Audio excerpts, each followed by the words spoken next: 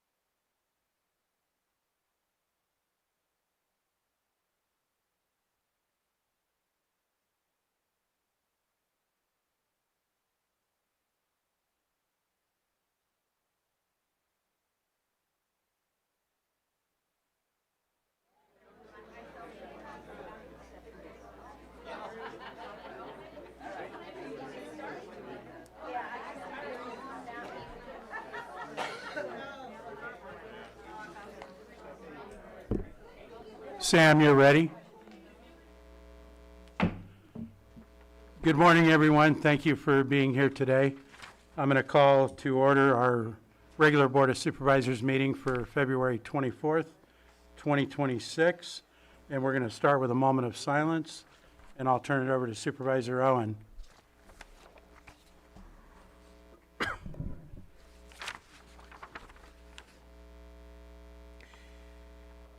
We had a huge loss to the Middletown community on January 22nd. Austin Frederick Pullman, age 43, of Middletown, California, passed away on January 22nd, 2026, in a tragic automobile accident while working in Glasgow, Montana. Born on May 30th, 1982, in Carson City, Nevada, to Brian and Gail Pullman. Austin was raised in Middletown, California, where his family has long been established residents. Standing at 6'5", he made a significant impact on the Middletown sports program, excelling in both football and basketball. He graduated from Middletown High School in June 2000. And that very same year, Austin began his career at the Geysers, the world's largest geothermal field. He initially joined Calpine Corporation and later transitioned to the Northern California Power Agency, NCPA, where he earned widespread respect for his strong work ethic, reliability, and dedication. In 2009, Austin married Lindsay Corsett, and together they built a loving and devoted family life. Austin will be survived by his beloved wife, Lindsay, and their three sons, Wyatt, age 16, Blake, 13, and Hank, age 12. His parents, Brian and Gail Pullman, his brother and sister-in-law, Drew and Audrey Pullman, and Jake and Andrea Pullman, and his sister Larissa Pullman, and her husband, Kevin Landrum, his parents-in-law, Rich and Lisa Corsett, and numerous nieces, nephews, cousins, and extended family. Approximately 1 year ago, Austin relocated his family to Morristown, Tennessee. He was overseeing a hydraulic plant operations at Fort Peck, Montana at the time of the accident. Known for his infectious laugh, warm demeanor, and generous spirit, Austin will be deeply missed by his family, friends, and colleagues. A celebration of life will be held this Saturday, February 28th, at 11 a.m. at the Maryland Tallman Gym in Middletown. Thank you, Supervisor Hahn. And go ahead, Supervisor Crandall. Yes, I have a moment of silence for Sophia Marie Cage, who passed away on February 17, 2026. She was born on January 18, 1989. She leaves behind her father, Ed Cage, her brother, Martin Duncan, and Stephen Cage, and numerous nieces and nephews. And she also leaves behind her grandmother, Bernadine Tripp. Lost way too young, and so we offer our condolences to the family. Thank you, Supervisor Crandall.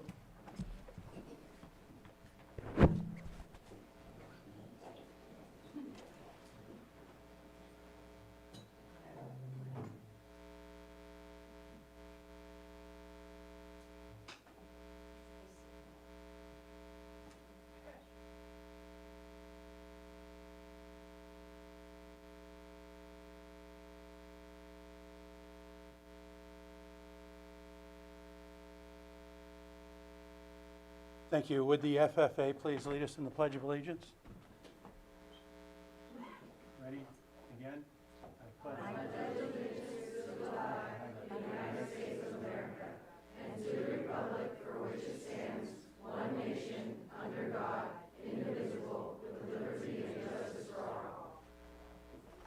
Thank you. Do we have any extra items not posted on the agenda today? Chair, there are none. Could I Supervisor Crandall. Yes, I just wanted to ask Chair, even if there was an extra item on the agenda, Lloyd, I just wanted to see possibly, Mr. Chair, if you would explain that we possibly couldn't even pass anything anyhow or move something forward without Yes. having a full quorum. I mean, not a full quorum, but without having 5 members. Thank you. And County Council, go ahead. Thank you, Mr. Chair. So, under the government code sections relate to the Brown Act provisions, in order for an item to be taken up as an extra item to the agenda, it would need a 4/5 vote from your vote, from your board. So, with 3, that would not satisfy that requirement. Thank you. Anything further, Supervisor? That's all I Was wanted to that make on sure. the rent? You were asking? I bring that up because there was first there was some recommendations and some interest in bringing something forward today as an extra item. And then also with that item being what it would have been some sort of moratorium or ordinance to to inclinate an urgency ordinance, which would Yes. still need a 4/5 either way. And so because we don't have even 4, that wouldn't be amenable. So I just wanted to ensure that that was noted. I Thank you. had actually asked the same thing as well. Thank you.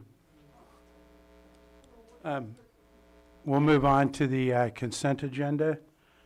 And it's my understanding that staff has a request to pull items 5.5 and 5.6 to a future date. Do supervisors have any other consent agenda items to pull? Other than 5.5 and 5.6? Not hearing any. Be ready for, any member of the public have any comment or wish to pull any consent agenda items? No hands online, not seeing any in the room. Be ready for action. Mr. Chair, I move to a motion to approve items 5.1 through 5.4 and 5.7 through 5.9. I second. I have a motion and a second. All in favor? Aye. Opposed? Hearing none, that motion carries 3-0.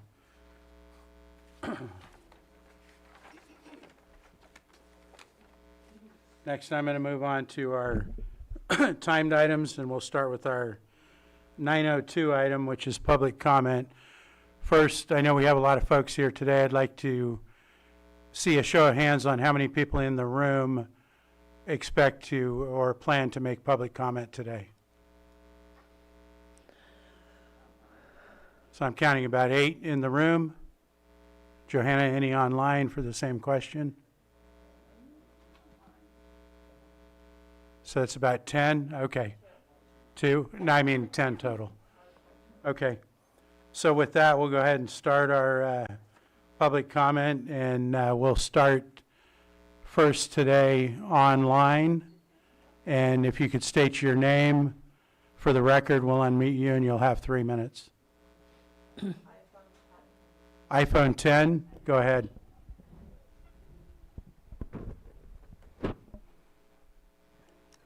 Skylar Lewall, Pillsbury Family Farms. On a normal day, this board should have reviewed the long-awaited cannabis ordinance that has to be presented by January. We are now nearing March, and the public has finally received legal notice, but there is no draft available for comments to be made in advance, similar to the process used by the California Department of Cannabis Control. Instead, on a normal day, what has been prioritized is a fiscal presentation designed to walk you through why staff and services must be cut. To the public, that is not leadership, but on a normal day, it's kicking the can down the road and forcing the public to carry the weight later. Since August 12th of 2022, cannabis farmers in this county have been governed not by clear law, but by fear and inconsistency and informal rules created on the fly. There is no adopted ordinance clearly defining conditions of approval, yet operators are pressured to comply with directives that shift depending on who is asking and when. I have looked into another permitted cultivation site that I have considered purchasing, and while conditions are site-specific, the core requirements across farms should not contradict one another, but yet in Lake County they do. The contradiction is not incidental, and it is the result of the department that is allowed to operate without guardrails. And as I said before, my farm's been told to seek out the head sheriff's department to reverse a background disqualification during relocation proceedings, despite the fact that no process is non-existent in the County of Lake's zoning ordinance or the current or proposed cannabis ordinance. When the government invents processes that are not written into law, that is not flexibility. It is power without accountability. This same department leadership has disclosed protected personal information to the public proceedings in direct conflict with state and federal privacy laws. And when the law is enforced on people but ignored by those in power, what you are left with is not governance, it is dominance. Some of you often speak about transparency and accountability, and those values do not start with social media posts. They start inside this building. And whether this board is willing to confront misconduct, mismanagement, and bad faith governance within its own department. You can ask why the cannabis is not growing in Lake County. The answer is not market conditions, not farmers, and not regulations alone. It is the message that is being sent when equity funds are being mismanaged, when rules are selectively enforced, and when those who speak up are treated as problems instead of constituents. People with capital pay attention to how power is exercised. And right now, County of Lake is signaling that mismanagement is tolerated, inconsistency is normalized, and accountability is optional. If this board truly believes in growth, equity, and fairness, then stop delaying the hard conversations. Stop protecting dysfunction. Hold leadership accountable. It is time for you to prove to your constituents through action, not words, that no one in this county is above the law. Muleham. Thank you. Next online.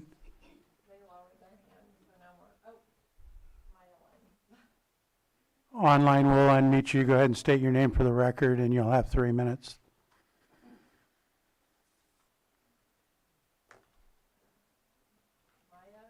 Maya, are you there? Do you hear me? Yes, go ahead, Maya.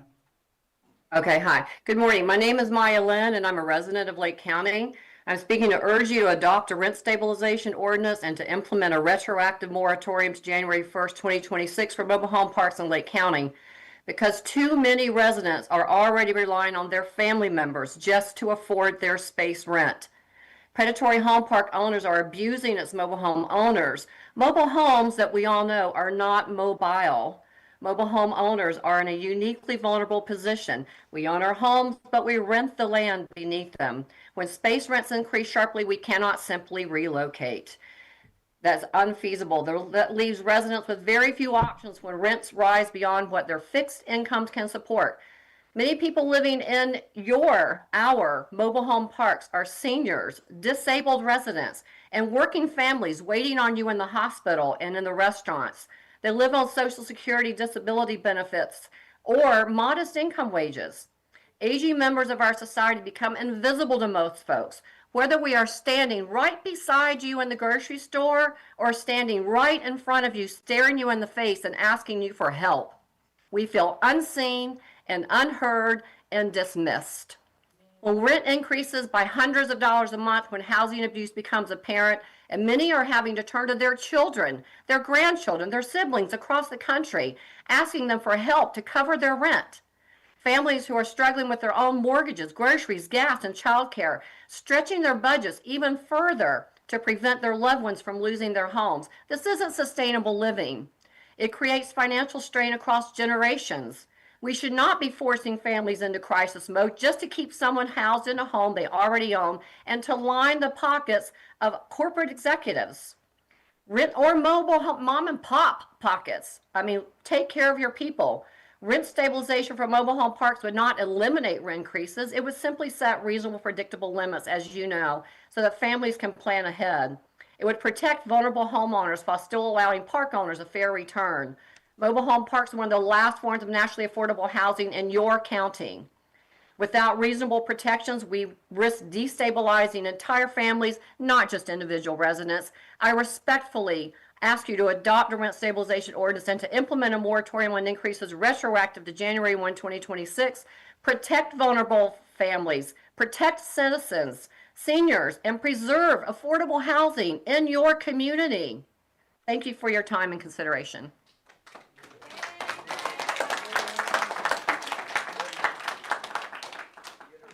Any further comment online? No more hands online. We're going to go ahead and move to the room. If the first person could come up to the mic, please, state your name, and you'll have 3 minutes. I would like to hand these to you first, please. There's one for each one of you. My name is Roseanne Domingo. I'm the executive board that represents Lake County IHSS caregivers. And those are for the record and on the record, please. Good morning, board. On behalf of SEIU Local 2015 and the IHSS providers we represent in Lake County, we are writing to respectfully clarify statements made by Rachel Dillard during the recent Department of Social Service presentation regarding IHSS wage funding and the state's role in approving wage increases under the statutory 10% option. During the presentation, it was suggested that pursuing wage increases under the 10% option carries significant risk because there is no guarantee that the California Department of Social Services would approve such an agreement. While it is accurate the CDSS approval is required, we believe this characterization is misleading and does not reflect how the process functions in practice. Under statute, a long-standing statewide implementation, CDSS review of IHSS wage and benefit agreements is administrative in nature.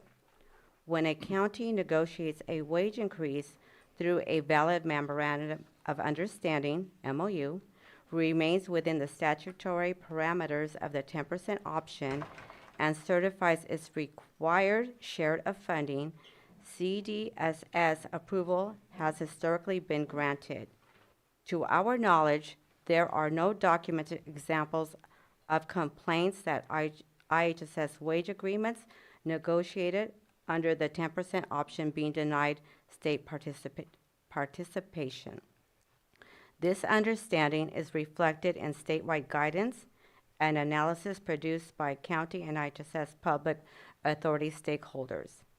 A September 2023 statewide brief on IHSS wages and collective bargaining notes that while CDSS approval is required, the state has not denied compliant rate increases negotiated under the existing statutory authority. I'm going to let Vicki finish the letter from right here. Yeah. Thank you. Hi, Vicki Osborne, IHSS. More recently, on April 25th, statewide IHSS collective bargaining reported documents that the 10% option continues to be defined. Regularly used statutory tools with numerous counties currently utilizing it to secure state participation in local negotiation wages and benefit increases. 2, this material reflects a consistent statewide practice in which approval is consignment on compliance with the statutory requirements, not dictionary rejection of negotiation agreements. Several nearby counties have utilized the 10% option, including Napa, Sonoma, Yolo, Mendocino, Humboldt, Trinity, and Del Norte. For the board's reference, we are attaching a separate document that outlines how the 10% option would apply specifically in Lake County, including irrelevant statutory parameters and funding considerations. This attachment is intended to provide additional details without duplicating information already discussed. We appreciate your time and consideration and remain available to answer questions or provide further clarifications. Sincerely, IHSS workers, caregivers, and SEIU 2015. Thank you. Next in the room for public comment.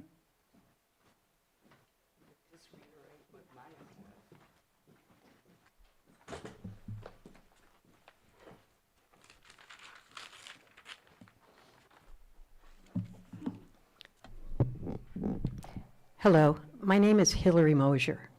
I have come here today from Humboldt County. I had a blowout on Highway 20. I almost drove into the lake from a Google Maps misdirection and got soaked in the rain this morning.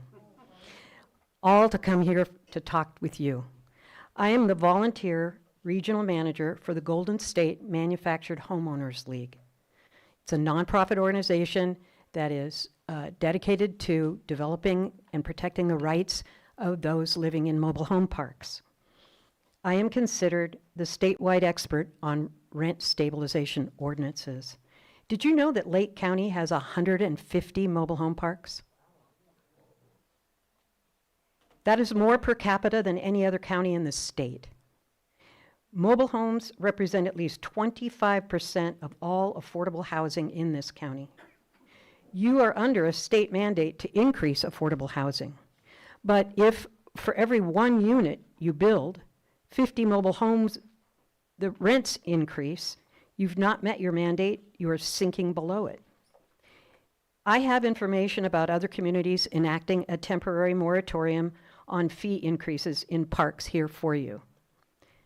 I also have an analysis of your existing draft ordinance. It has big problems.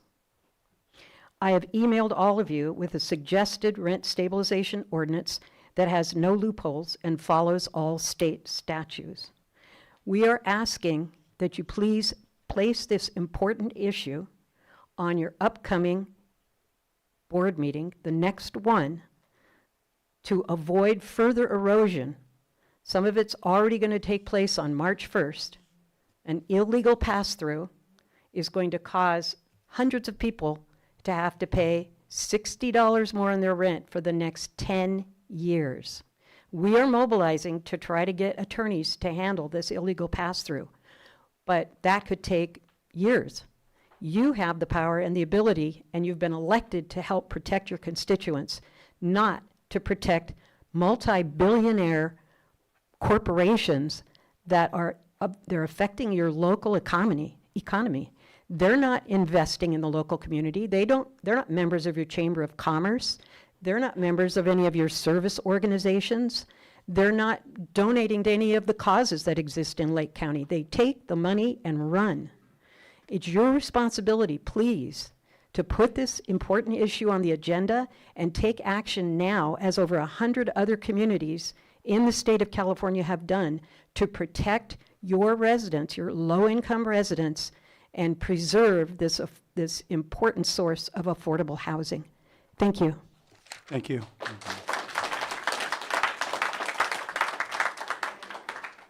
these for the county clerk, hand out. 2 sets of packets. Thank you. And there's one for you, a copy for you as well.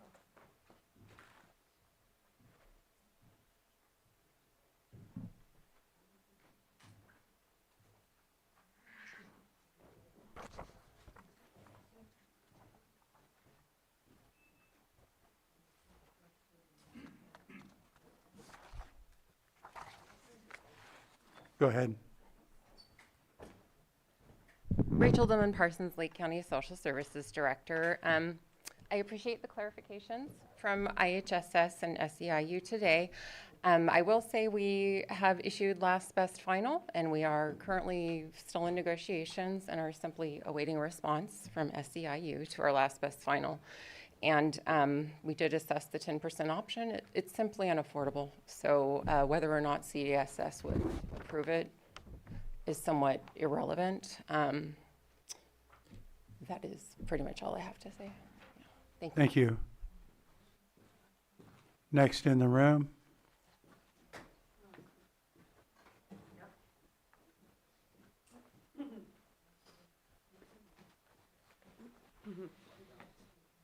Good morning. My name is Barbara Armanino, and my husband and I have lived in Sterling Shores Senior Can you get closer to the mic, please? Mobile Home Park. Our park is owned and operated by a multi-million-dollar nonprofit corporation known as Caritas, and they currently own 32 parks throughout California and Oregon. On January 1, Caritas notified us residents that they were imposing pass-through fees to the tune of over $450,000. These fees are to be paid by 67 households beginning on March 1 and amortized over 10 years. This means $60 more each month per household. This alone is a 7% increase per household, but together with the 5% increase that they imposed on October 1st, 2025, this amounts to 12% increase in housing costs in just 6 months. In the last month, I have written the board 3 or 4 times describing the hardship this is going to bear on many of the residents who live solely on Social Security, and suggesting that we needed to add this matter to today's agenda for the purpose of considering a retroactive moratorium on new fees until you can adopt an RSO. Obviously, the issue didn't make it to the agenda, and I find it appalling that not one of you supervisors saw the importance to protect your constituents. The timing of this money grab by Caritas was prompted because they found out the board was working on a draft of an RSO in 2025, so their attorneys came up with this money-grabbing scheme. These fees are for alleged capital charges during 2021 through 2025, which were already paid by the rents we paid. In my opinion, mobile home living is the last frontier of affordable housing that Lake County has to offer its citizens. We see this eroding away before our very eyes, and we aren't seeing a response by the board that shows concern or compassion. Also, consider the economic impact to Lake County.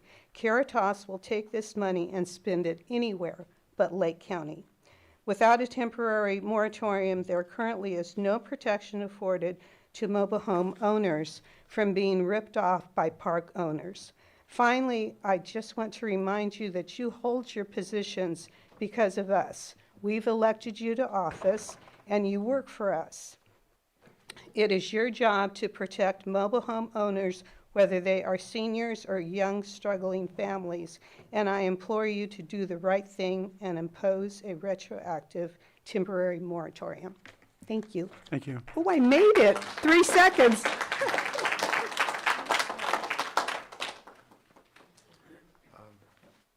Joanna, sorry to get you to stand up. I'm going to enter that into the public record. Good morning, Board. Tom Lasik. This is a continuation of a public comment that I made earlier this month about red flags. First, I want to thank Jennifer Harrington from the Auditor's Department for providing this first report on the first page. This is, if you recall, what's in Schedules 2, 3, and 4 of the budget really wasn't useful, but this one actually is useful. As you can see, it does have a starting balance. It does have an ending balance. It tells you where your money's coming from, and at a very high executive level, tells you where the money's going to, excuse me. The two things I'd like to point out that are red flags for additional scrutiny is that the fund lost over $500,000. And that really needs to be looked at further. But what I really want to draw your attention to is the transfer out of over $3 million in what is called negative revenue. Negative revenue automatically deserves additional scrutiny. If you go to the next page, this is an actual breakdown on the first table of that negative revenue in a summary. And please note that unlike some of the presentations that the board gets from departments, these numbers actually match to the penny to the official report and also to the detail that's provided in the subsequent pages. The items in green are okay. There's no real issue, but the items in yellow, those are red flags. First of all, as you can see, just like with the Building and Safety Reserve, CDD was also pulling money for code enforcement and planning out of the Cannabis Reserve. So it's clearly being subsidized. The other thing is that the 30-30-30-10 guideline has pretty much been thrown out the window. CDD took $1 million of the $3 million, and some of that was for copter, but most of it was not. The other thing is there's potential triple dipping that needs to be looked into. They're taking money out for salary, but then also going back and charging for copter in the case of code enforcement. They're taking money out of salary for CDD, but then turning around and charging for cannabis services. So those are clearly of concern. I can't go through all of these, but there's clearly several other red flags. You can also see in the last table on that page what was in the presentations that were given that year as to what was going to be spent, CDD took out 41% more than what they said they would do, even though the numbers were much less. This thing screams for an independent audit. Right now you have the group that caused the problem and the group that allowed the problem to happen to tell you, and put them in charge of what went wrong and what to do about it. That's like putting the drunk driver that caused the accident in charge of the investigation and the accident report. It's clearly conflicted. You're seeing that in the month after month, the problem seems to be worse than what was the month before. You're not getting straight answers. There's more, but we can do better. Thank you very much. Thank you.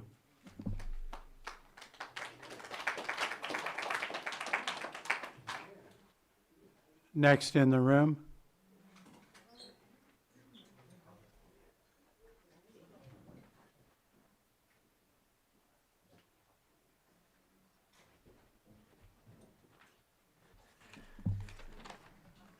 I brought my trusty wife with me.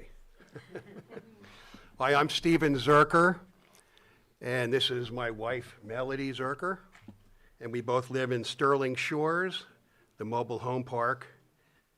Good morning to you. I was a civil servant for 30 years, a long time ago. I have a pension, and we have some Social Security. I know you must have considered the recommendation of the ad hoc committee concerning placing the moratorium on pass-through fees on the agenda today. But it didn't happen. So now we will have to be required to start paying these fees on March 1st. $60 for our park. There's another park that's $350 increase. I forget the name of it.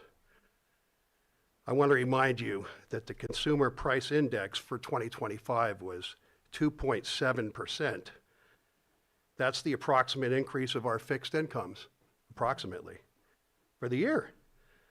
The rent increase plus the new pass-through fees come out to 13% for our park. Who knows what the other parks are? We will again see a rent increase in October of this year on top of that.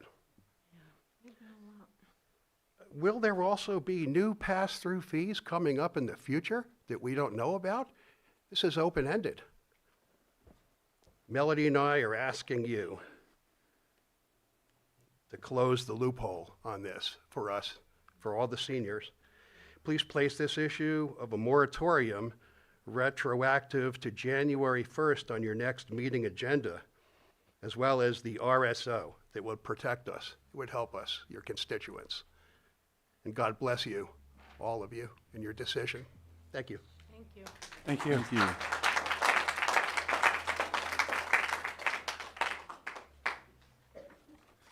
Any further public comment?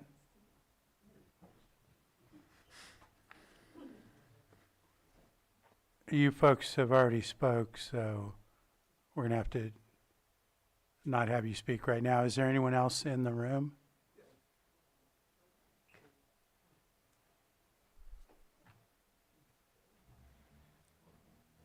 Hello, Supervisors. Thank you. My name is Ted McLeod. I'm actually a licensed real estate broker here in Lake County. I actually am from Sterling Shores Estates. First of all, I'd just like to say transparency is everything in my business. It has been for the past 40 years that I've been in the business. We requested from Sterling Shores and from the company that runs our how do I? Caritas, I can never pronounce it, I'm sorry. But anyway, so we asked for transparency. We wanted to see profit and loss. They are an organization that is working for us. Not for profit. That's all we did was ask for it. And we asked for it actually broken down from our park. No, they gave us their entire conglomerate of businesses that they run, and we were not able to even figure what's going on at our site. But all we're asking for is transparency. We ask from you transparency as well. Are any of the supervisors involved in Caritas? Are they involved in any of these, which we call cash cow in the businesses, which are all mobile home parks? And it is in this area going on as well. But anyway, I've just asked for transparency from everybody, and I think everybody here wishes that we all had transparency. And if we could get that, that would be fantastic. Also, there was one more issue. I moved in last year into my mobile home. And it's a wonderful place. I got to tell you, this is a great county. It's a great place to live. I love it here. But why am I being assessed from 2001 or 2002 when I just moved in at the beginning of the year? So they're not even explaining that to us. And I don't know how many people are in the same boat as I am. And I'm not complaining. I don't mind being in the same boat as everybody. Believe me, everybody is so sweet and nice to us. But gosh, that should be transparent, right? And they should have done their figuring a little different, don't you think? Instead of just making it a swipe across the board. I don't know. I've been in the business a long time, and we never have been able to do that. But anyway, I thank you for your time. I just wanted to bring up a couple things. Didn't have anything in writing to give you, but there are a lot of things a lot of questions that we're looking at, and transparency is everything to us. Thank you very much. Thank you.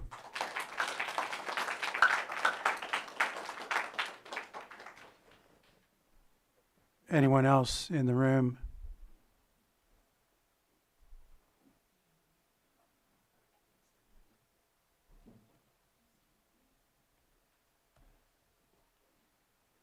Good morning. I'm Jill Combs, Sterling Shores, and building on what was already said, I wanted to bring it to the attention of the supervisors that we have represented here multiple manufactured home park residents that came out in the rain with mobility issues and other challenges because it's so very important. They wanted to impress on you how important this is. We need the moratorium, we need the RSO, thank you. And, I don't want to, they're shy, I don't want them to need to stand up and speak, but from their hearts, they're here to demonstrate that this is unacceptable, this is life-altering for us that have spent so many years being part of this community. And we really want to impress upon you that this is just going to be getting worse. And if it may become a burden to the county, because the next step for many of us who don't have relatives to lean on for extra money is homelessness. And then that becomes a challenge to the community. And it's a sad challenge to the community. So speaking from the heart and speaking for everyone here that came out in the rain, please get us on the agenda, please. Let's get that moratorium. Thank you. Thank you.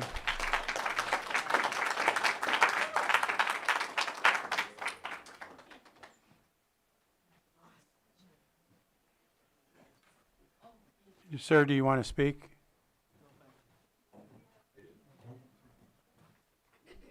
Yeah, John Martin from Lake Village Estates, Clear Lake Oaks.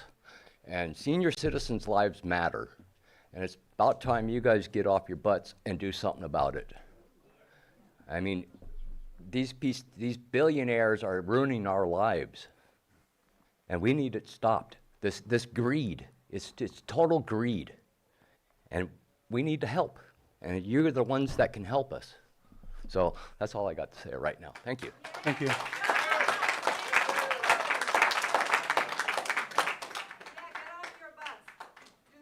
Anyone else?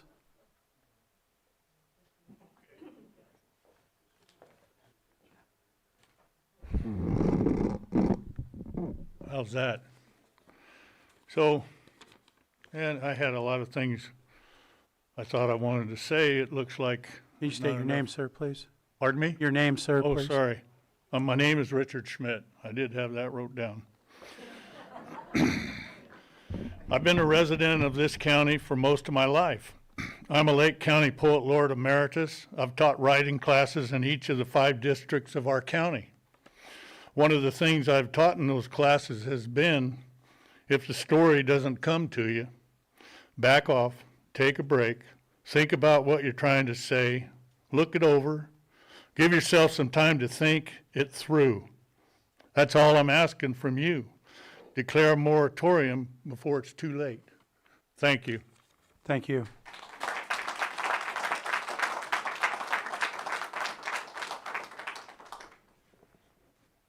Anyone else in the room? Not seeing any. I'm going to go ahead and close public comment, bring it back to the board. And thank you for all of your comments today.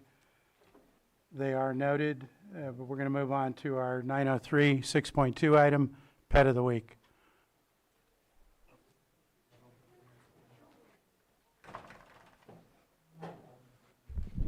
Good morning.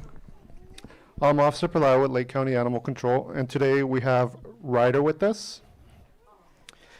He's about a 1-year-old, we're guessing a shepherd or a husky and lab mix.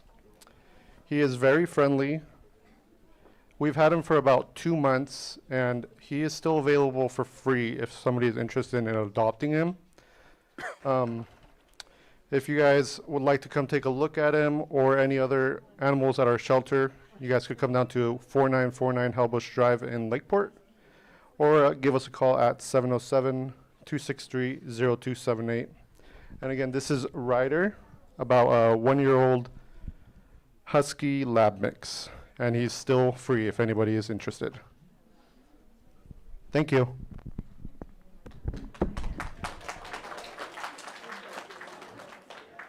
Thank you for coming in today. Appreciate it. Any member of the public have any comment on our Pet of the Week? None online? Okay.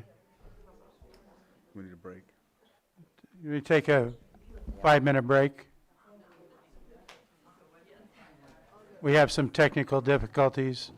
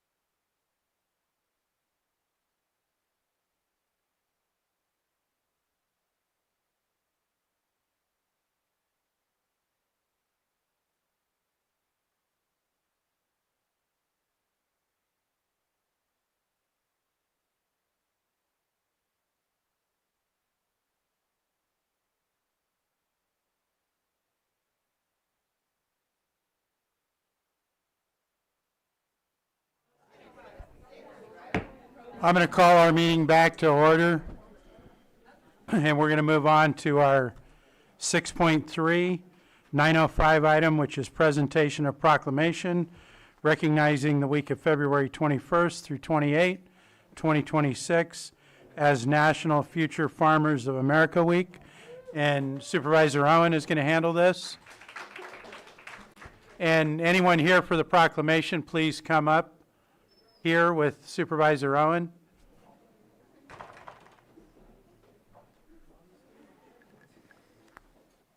guys will come up here and you can kind of get in rows.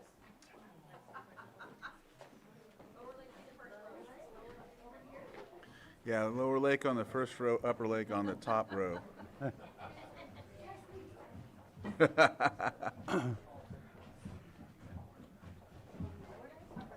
Over here. Upper side. Upper Lake. That works out good. Yeah. You can keep coming this way. Oh, yeah. Yeah, you guys are good. I'm an Upper Lake alumni, so I'm cheering for you guys. I know what's up. What's that? Yeah, I'm good. You'll be all right.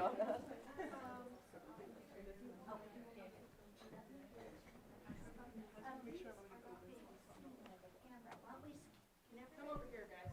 We'll switch in. They want to get you guys all in one place. Here. Clump up here.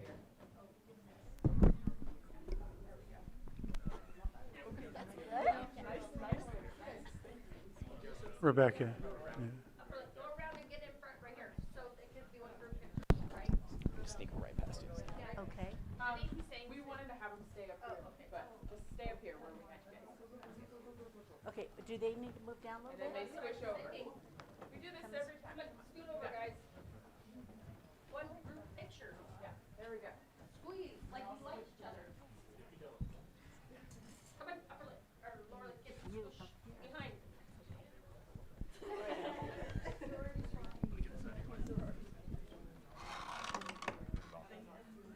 Awful. What are you talking about?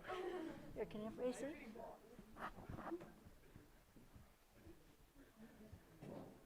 Got it? Okay. Everybody look in the middle. I guess I better put my glasses on.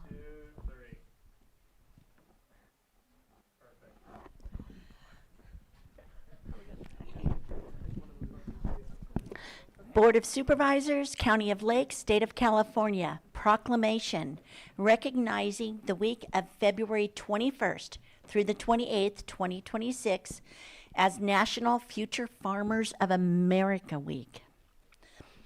Whereas Future Farmers of America, FFA, is a dynamic youth organization that changes lives and prepares members for premier leadership, personal growth, career success through agriculture education.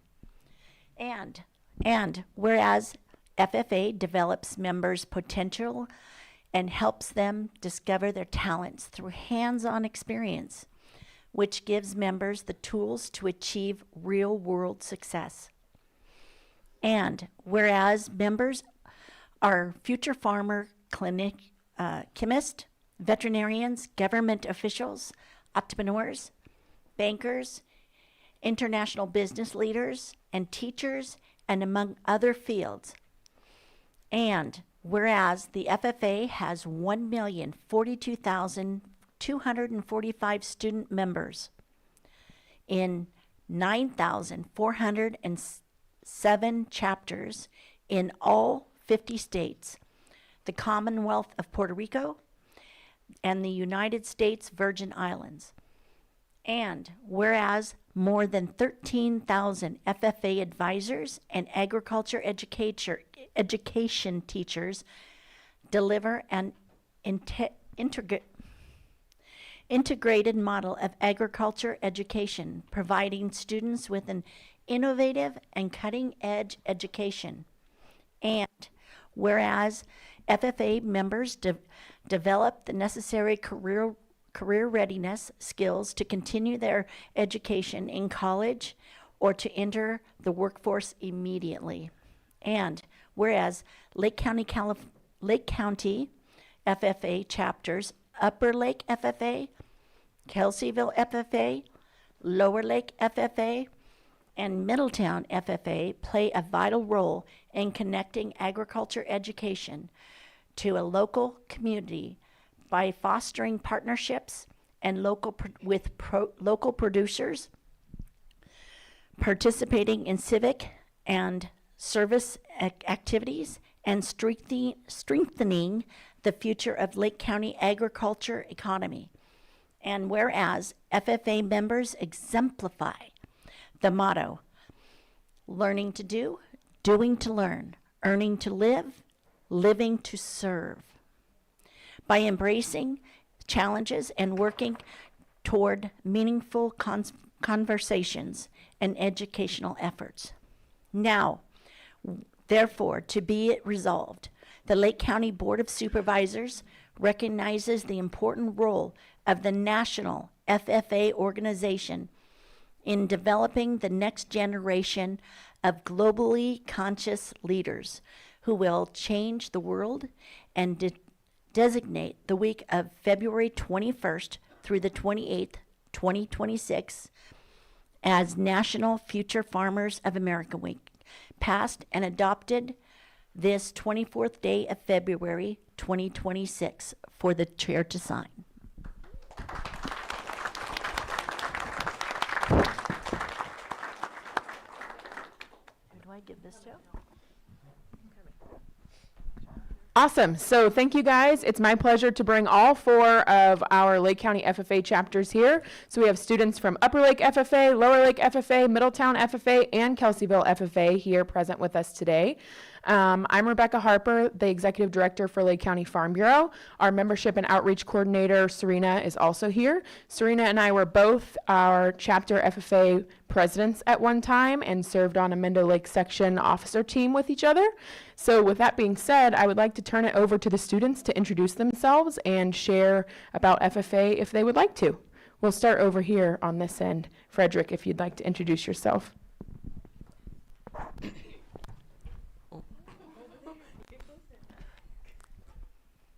Hello everybody, my name is Frederick Eason. I'm from Lower Lake FFA, and I serve as the current president for our chapter. I'm so excited to welcome you guys to the National FFA Week. I know that for our chapter, we are doing a lot of fun activities this week. Welcome. Hello everyone, my name is Katrina Onate, and I currently serve as Lower Lake's treasurer. Hello. Hello guys, my name is Josie Cruz, and currently I'm serving as the reporter at Lower Lake High School. I'm Lucero Gomez, and I'm currently serving as the secretary for the Lower Lake FFA chapter. Hello everybody, I'm Evelyn Sosa. I am an officer at large at Lower Lake FFA, and I'm just super grateful to be part of FFA because I feel it's a really unique opportunity to express yourself, and it gives you the opportunity to do things you wouldn't do in any other organization. Hello, my name is Nicholas Williams. I am currently Lower Lake's FFA Sentinel. Being a part of FFA has been a wonderful experience. I get to learn a lot about agriculture and grow a fondness of farmers and understand how it works raising an animal and how much the process is. And yeah. Okay. My name is Zach Bleckman. I serve as Kelseyville FFA's chapter president and the Mendo Lake section secretary. It's been great kind of experiencing everything that FFA is, with everything from leadership to farming and raising animals and everything. It's been truly wonderful. Hi, my name is Cassidy Turner, and I am the current Kelseyville FFA historian. Hi, my name is Alina Aguilar. I serve as Kelseyville FFA's secretary. I am also involved in speaking competitions for FFA. Hi, I'm Cecilia Knight. I serve as Kelseyville FFA's vice president. Hi, I'm Trinity Wood, and I am currently on the Best Informed Green Hand team. Hi, I'm Mackenzie Sheffer. I am also a member of our Best Informed Green Hand for Middletown, as that is what has brought us here today. Hi, my name is Colby Medina. I'm currently serving as Kelseyville's parliamentarian. Hi, my name is Kayla Rossetti. I am Middletown FFA's Vice President and the Mendo Lake Section Reporter. Hello, everyone. My name is Chesney Henry. I am Middletown FFA's president, and I am also on the career development team of Farm Power. FFA is an organization that produces kids that can really work on their leadership skills and speaking skills, and it's a very good way to get out there. Hi, I'm Camila Martin, and I serve as our Upper Lake FFA Vice President. And for this week, for FFA FFA Week, we're doing Spirit Days where kids dress up, and we're doing lunch games. But not only has our Upper Lake chapter been able to do that, but also it has taught our chapter members an abundance of skills, ranging from learning parliamentary procedure to managing money to humanely raising livestock. It has taught us many other skills such as time management, organization, and more. Our time in FFA has become greater than being in an organization. Rather, it has become a family. At Upper Lake High School, all students are welcomed into their program regardless of their background in ag. In other words, we welcome all students to be part of our FFA family, and their experience prepares them for college and career, whether they choose a career in ag or not. Our administration and teachers support our program and expect us as FFA chapter leaders to make sure every one of our members to feel welcomed and supported. Thank you. I'm Destiny Caballero, and I serve as Upper Lake FFA's historian. I'm Riley Zimmershed, and I serve as our Upper Lake FFA secretary. I'm Magdalena Garcia, and I serve as Upper Lake FFA's reporter. My name is Sophia Cruz, and I serve as the Upper Lake chapter's president. I'm Aubriana Suzor, and I serve as Upper Lake's treasurer. So thank you guys for helping us honor our students and all of the work that FFA does within our communities. We are really lucky here in Lake County to have 4 extremely active and successful FFA chapters, and we hope that you'll join us this week as we celebrate National FFA Week. Thank you.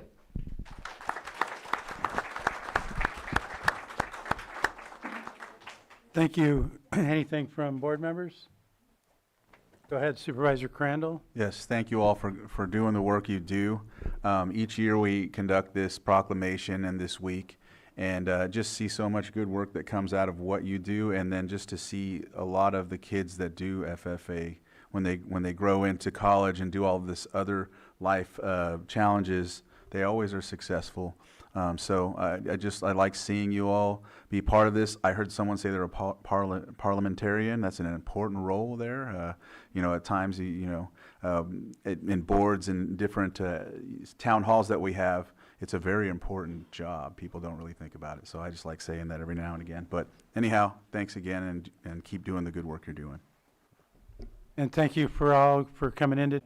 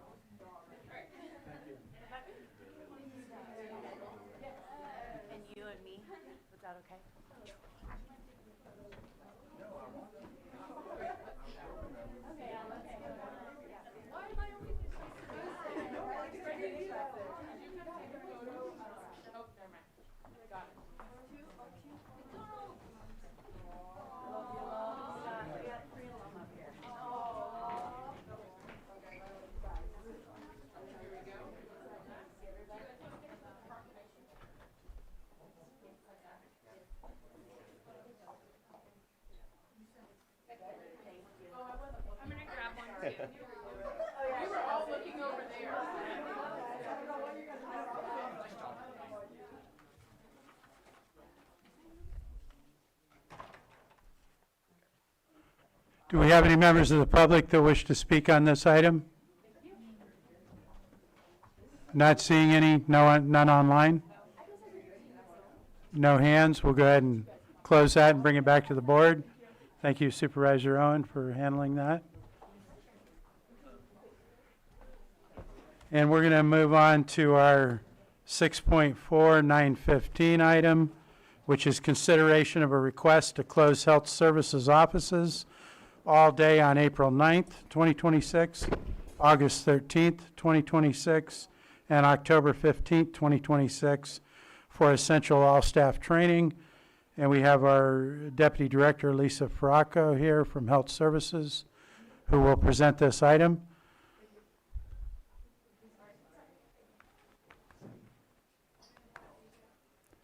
You're welcome to come up here, Lisa, unless you're more comfortable there.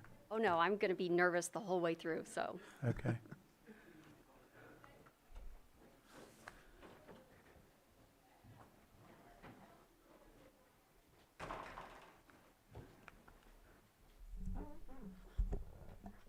Good morning. Can you hear me okay?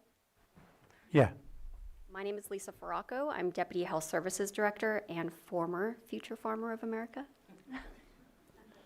Great program. Okay, so good morning, board. I'm here this morning to request approval to continue our practice of 3 annual closures for our all-staff training at the Health Services Department. These closures are standard for health departments across the United States to ensure that we can train all of our staff at the same time, make sure they're all getting the same training, the compliance training that's required in our department. And it allows us to train our staff not just with PowerPoint presentations and videos, you know, that are the standard training for a lot of these required trainings. We have our HIPAA compliance officer actually does the HIPAA compliance training. Our disease interventionist does the, I'm sorry, I've forgotten the actual name of the training itself. The infection prevention, bloodborne, and respiratory pathogen training. So we're able to provide really high-level training to our staff with professional staff at one time. It's interactive. It's all at the same time. It really affords us an opportunity to come together to discuss in depth topics that are specific to our staff and our department. And we would like to continue this practice moving forward. Thank you. Do we have any questions from supervisors?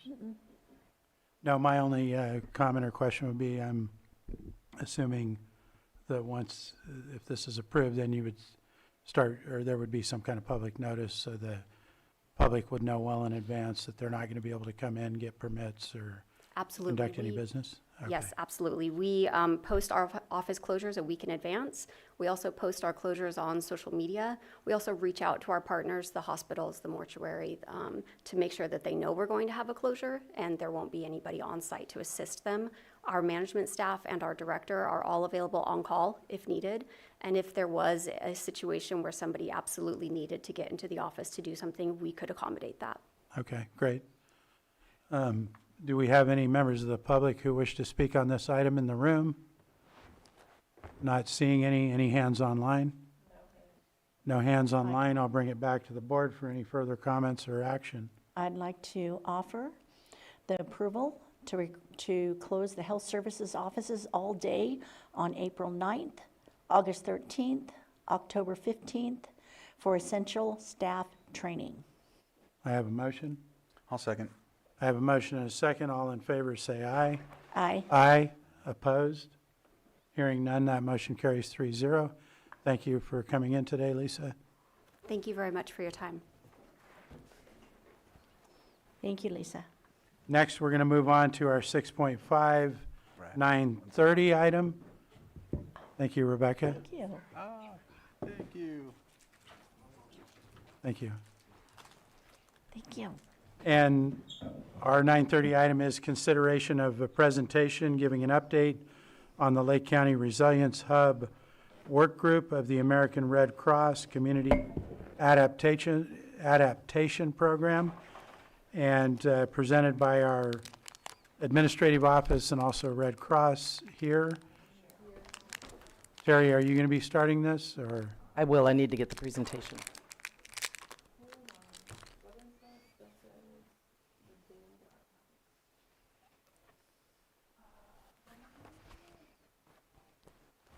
It's lovely here, but I can't share.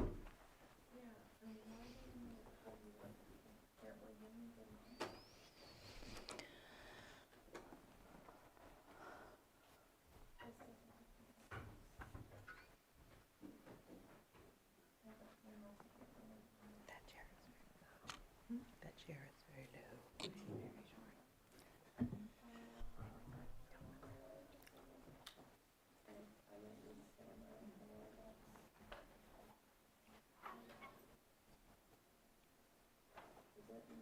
It's on the desktop. It's already open. Mm-mm. Behind the window. It's already open. Oh, it's up the TV app. Yes. Okay. I can't share.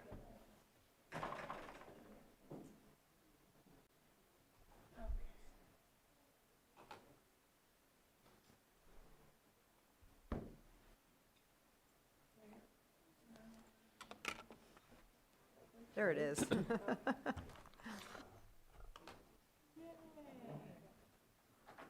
Great, thank you. I'm Terry Logson, the Chief Climate Resiliency Officer and Tribal Liaison for your county, and we are here today before your board with the Community Adaptation Program of Red Cross, which has created a growing network of community-based resilience center through the Lake County Resilience Hub Work Group. The Red Cross has partnered with the Lake County Community Organizations Active in Disasters, or the COAD, and the Lake County Community Health Adaptation and Resilience Mobilization CHARM teams for this work. We are here to inform your board and offer a high-level overview of current progress, including a map of participating sites, an update on resilient power capacity, generators, batteries, and solar, and key readiness milestones. As part of this work, CHARM is partnering with the Resilience Hub Network to support site-based workshops and community engagement events at each of Lake County's newer resilience centers, strengthening local readiness for extreme heat and other climate-related disruptions.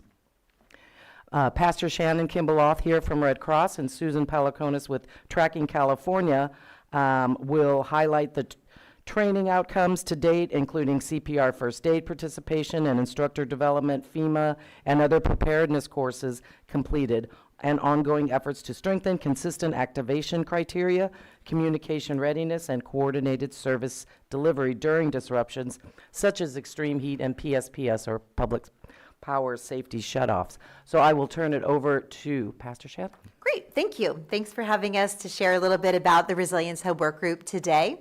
I do want to start by saying that community resilience is really built on the strength of community connection. It's about mutual support during adversity. Some people say it's about rising after falling.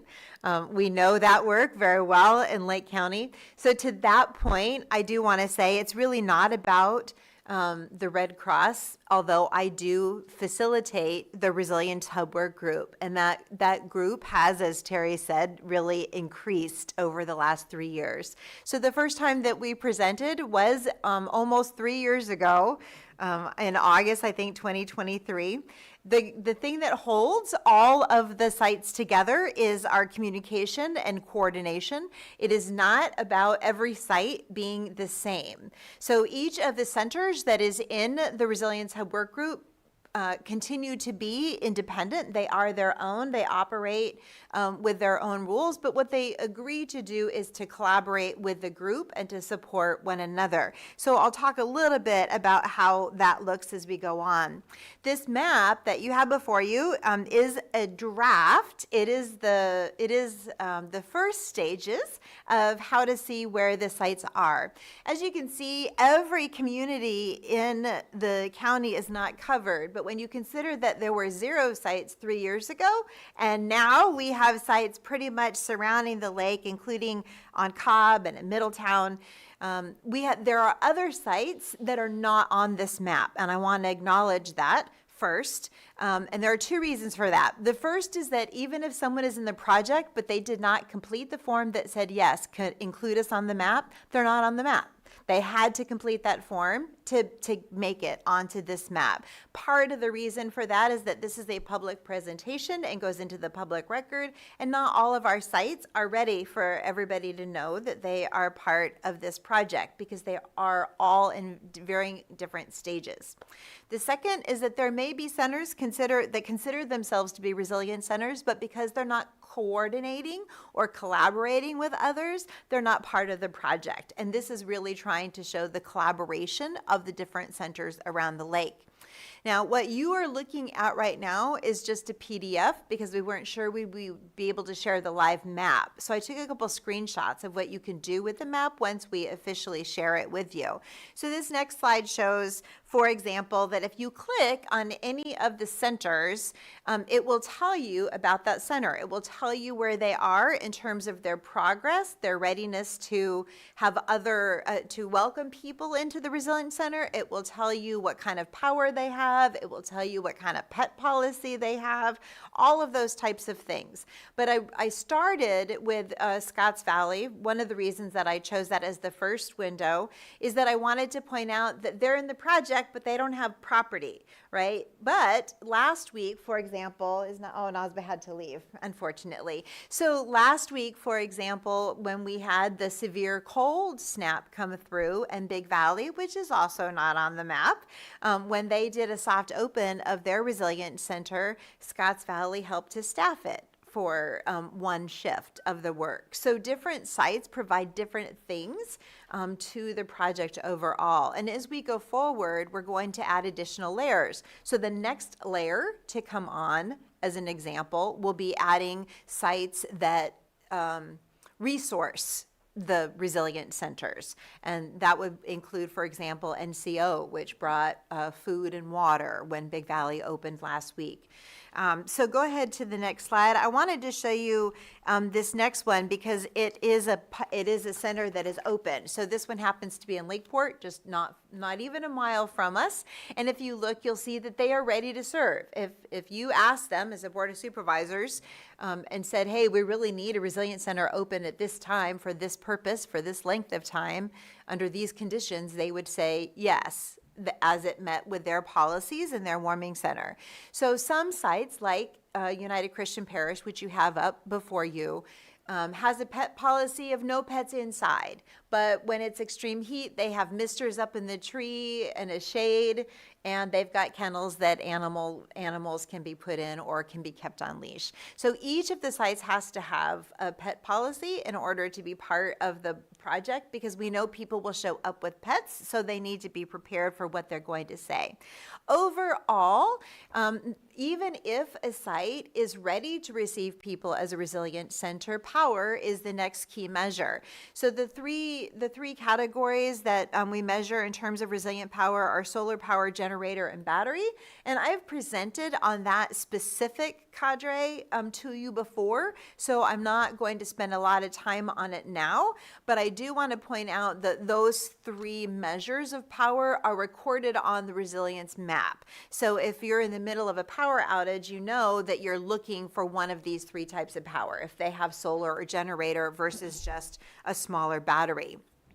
So next, each of the sites, regardless of where they are in terms of readiness, have received this battery. And what this enables them to do is to have resilient communication because they can charge cell phones on it in the case of a power outage, regardless of what kind of power they have at their site. This unit is also approved so that it can charge durable medical equipment. So when Big Valley opened their Resilience Center last week, they had 2 of these batteries available for the clients, one so that they could charge cell phones and one so that they could charge medical equipment in the event that it was needed. As it happened, we didn't lose power in that storm, so it was not needed. The last thing that I want to say before I turn it over to Susan is that the other piece that really connects the resilience centers in my mind is that the level of training. It's not only how they collaborate and support one another, but every site has either already completed having 2 people trained in CPR, or they are scheduled to have that training brought to them. Most of the sites have AED units, and currently the next phase of training is not only to be CPR certified, but to provide 2 new CPR instructors for Lake County. So I have the last slide, so I will turn it over to Susan now. Susan Polyukonis with Tracking California, which is a program of the Public Health Institute. I'm joined by my colleagues. We're all thrilled to be here today. Thank you for this opportunity. Tracking California does a lot with data and health surveillance, and we started working with Big Valley way back in 2014 on some things and started to explore data around the health outcomes of health-related illness in this area. And what we found, especially in 2 peak years, 2017 and 2022, but really across the board, is that this county has a significantly higher rate of heat-related illness emergency visits. And so that is a problem and also an opportunity to bring funding in and to address the problem. And that is in part why we're here. So we began working again with Big Valley, very close partners with us over the years, in 2023 with funding from NIH on the CHARM project. And the goal of the first phase of this was to understand the impact of extreme weather on the most vulnerable communities. So we're talking about unhoused folks, seniors, people living in perhaps older mobile homes, those kinds of groups.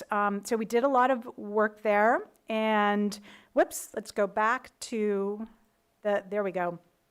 And one of the parts of that project was bringing together all of the groups that you see on this slide, as well as a few more. And I don't know that we knew in the early days how important just that act of bringing everybody together was, but it turned out to be, I think, a great springboard into many of the things that Pastor Shannon is describing. So these folks are all still working with us in phase 2, and we can go to the next slide. And NIH was really impressed with the work that we did, and they actually reached out to us and said, could you submit a proposal for doing an intervention trial in Lake County that looks at the kinds of programs, the kinds of health education that might help some of these vulnerable communities become more resilient, as well as the communities themselves becoming more resilient. So we were awarded $1.4 million per year for a 4-year project, which is not insignificant. That money is going back to all of the different sites that we're working with, and I think helping support some of this work. And I just want to call out that this is a really big deal project within NIH. This is not your standard issue, here, have a grant, go do something, and don't talk to us. In fact, they drive us a little bit crazy at NIH because it is high profile. There are only 3 projects around the country that are doing similar work. The other 2 are in Alaska and Colorado. And when we are done with this project, whatever we have to say, which is we hope that this program that we've created does help build resilience, that will become a national model. That is the idea for other rural communities who are at risk of extreme heat.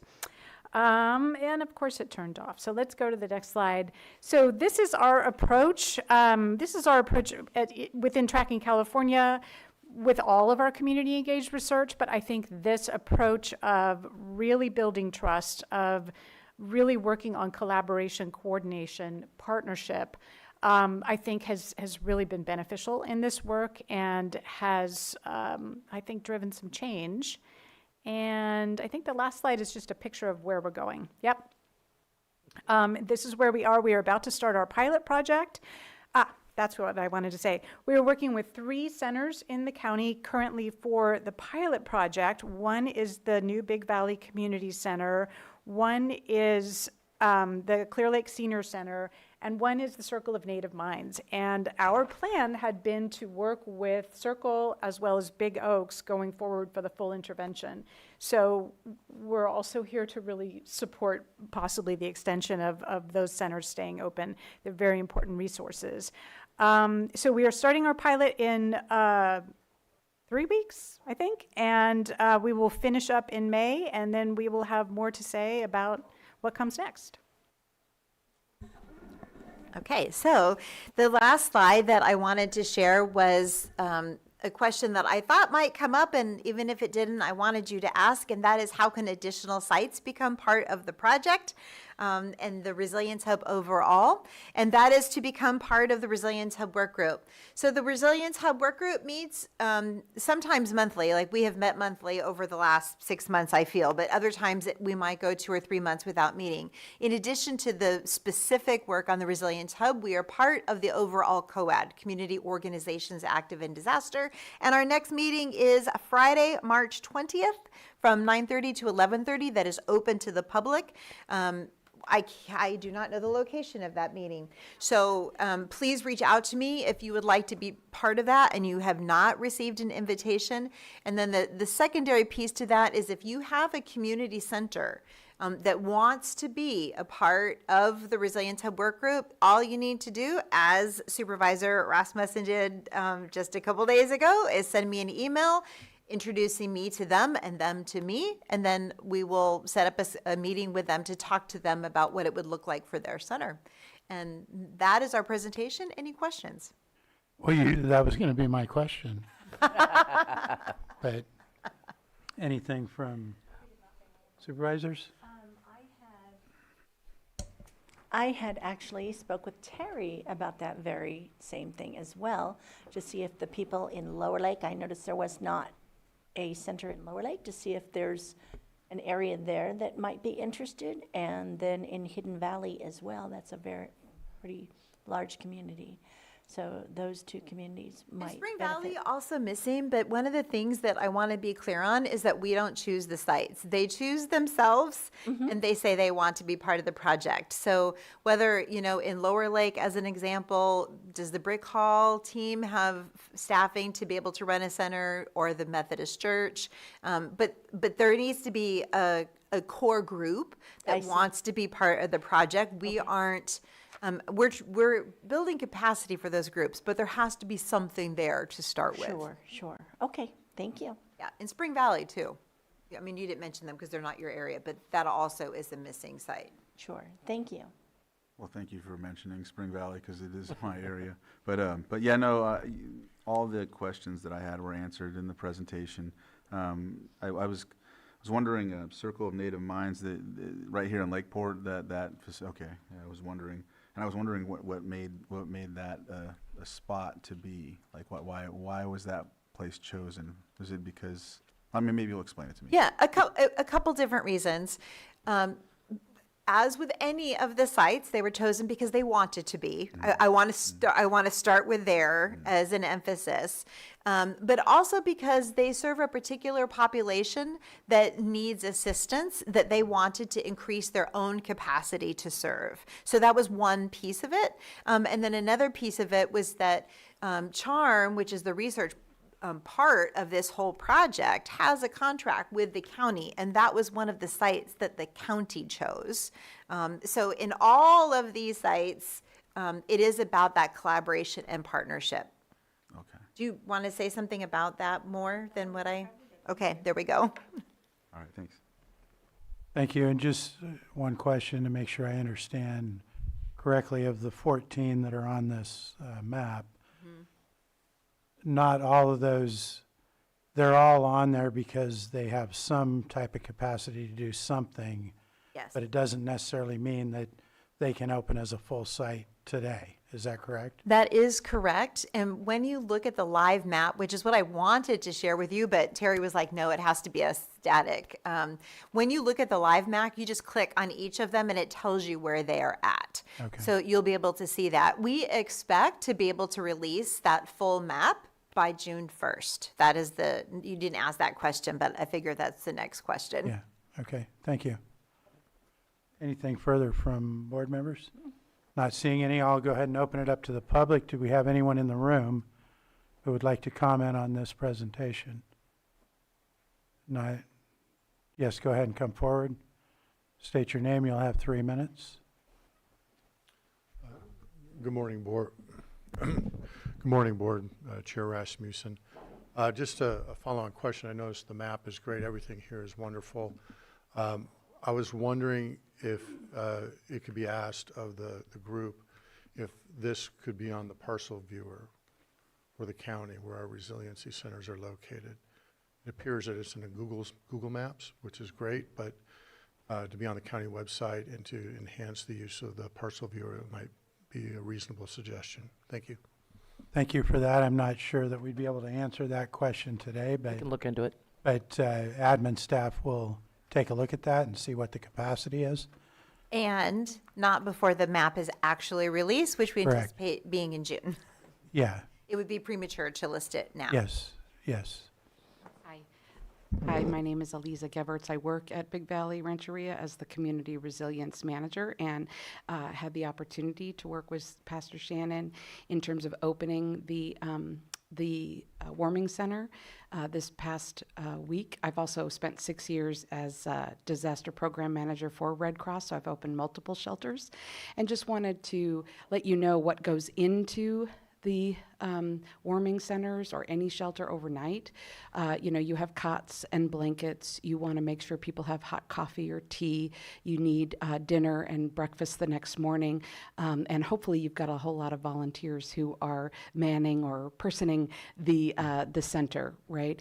But there's a cost, and so the tribal administrator was able to carve out $1,000 for us, and I think we were able to do the entire 2 days in just under $800. So there is a cost, there's an investment to be able to do it, and certainly to maintain that over time, in terms of everything from bathroom supplies to making sure things are clean and needing staff on hand to be able to do that. So just wanted to add that little element, but we're happy to do it and glad to be a part of the project. Thanks. Thank you. Anyone further in the room? Not seeing anyone online? We have no hands online. I'll close public comment and bring it back to the board for anything further. I don't believe we have anything further. So thank you unless you have something further, Terry. No, I will have a conversation with them just to find out where other public presentations on this, so that organizations can find out more about it let the public know. Thank you. I would have one thing to say. Maybe, have you yet participated at the local town halls by chance? I think we were scheduled to present to the town hall in Upper Lake, but it didn't happen because of the storm, and Tammy and I had wound up deploying, but we are happy to do that. I think that would be, so that the community knows, We're happy to do that. Again, we just need to be invited. Okay, thank you. We'll get you invited. Thank you. Appreciate it. Thank you.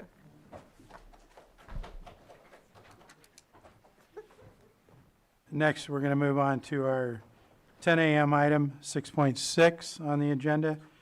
It's a public hearing regarding community development block grant funding for the Business Assistance Loan Program and sewer line testing of the Southeast Regional Wastewater System. And we have our administrative office, Mr. Rickelman here, and as well as our Special Districts Administrator, Robin Bourret, with additional folks here to present. Will you be starting this, Ben? Yes. Thank you. Go ahead. Good morning, Board. Ben Rickelman, Deputy County Administrative Officer. Thanks for having us here. So we came to the board January 13th with a community development block grant resolution for an application, and it was for an economic development program to continue the low interest small business lending program and then a new facade improvement program. 2 days before that, January 11th, 2026, there was the Robin Lane sewage spillage.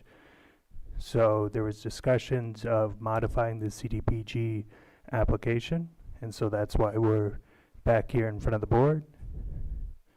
It is now 1.5 million, which is the same amount when we came in January for the economic development program. And then there's now this addition of 2.1 million for the Southeast Water treatment collection system. It would be diagnostic and cleaning of certain pipes in that system, which Robin could speak to in more detail. Thank you. Go ahead, Director. Good morning. So the CDBG application for the Southeast Collection System would include both line cleaning and CCTVing or videoing the entire system. There's 90 miles of gravity pipeline and 10 miles of force main pipeline. Force main will be more of a challenge to, it's not something that's traditionally cleaned or videoed, so there'd be short runs that we could access from like the lift station into the force main a certain distance as far as the camera would go, but the full inspection of the force main wouldn't be possible. But it would inspect all of the manholes and the gravity pipeline, which then it would tell us which ones needed to be replaced, which ones needed slip lining, the overall condition, and it would also assess any unlicensed or illegal connections that have been made to the system that we don't have on our current maps. Thank you. Anything further? Not at this moment. We also do have Jeff Lucas here with Community Development Services. He's worked with the county with our economic development programs and would help prepare this application. Anything further, Mr. Lucas? Or? No, this is a great project, and this year it's going to be pretty competitive for us. So we're working very closely with special district staff to gather as much information and document why this is an essential project for us to. Thank you. Any questions from board members at this point? Not seeing any. I'll go ahead and open it up to the public. We'll start in the room. We have our Clear Lake City Manager. If you could state your name for the record, please, and you'll have 3 minutes. Good morning, Alan Flora, Clear Lake City Manager. Thank you, Chair Rasmussen, board members.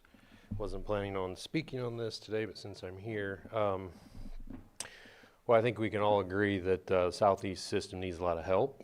So I appreciate the board being willing to look at providing some of that help. Just wanted to share a couple of things because I think the approach here makes sense in some regards, but have some concerns.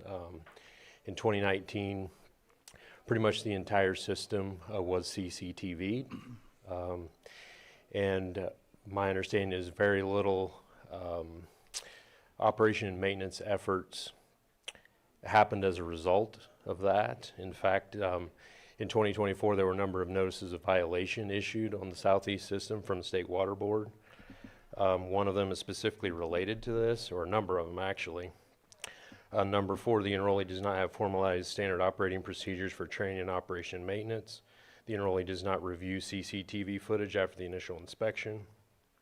Enrollee does not have a method in place to inspect and maintain air relief valves.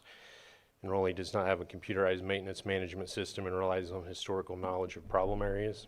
So further, I think it was 23 or 24 that the board approved nearly a $500,000 purchase of a new van and camera system for special districts.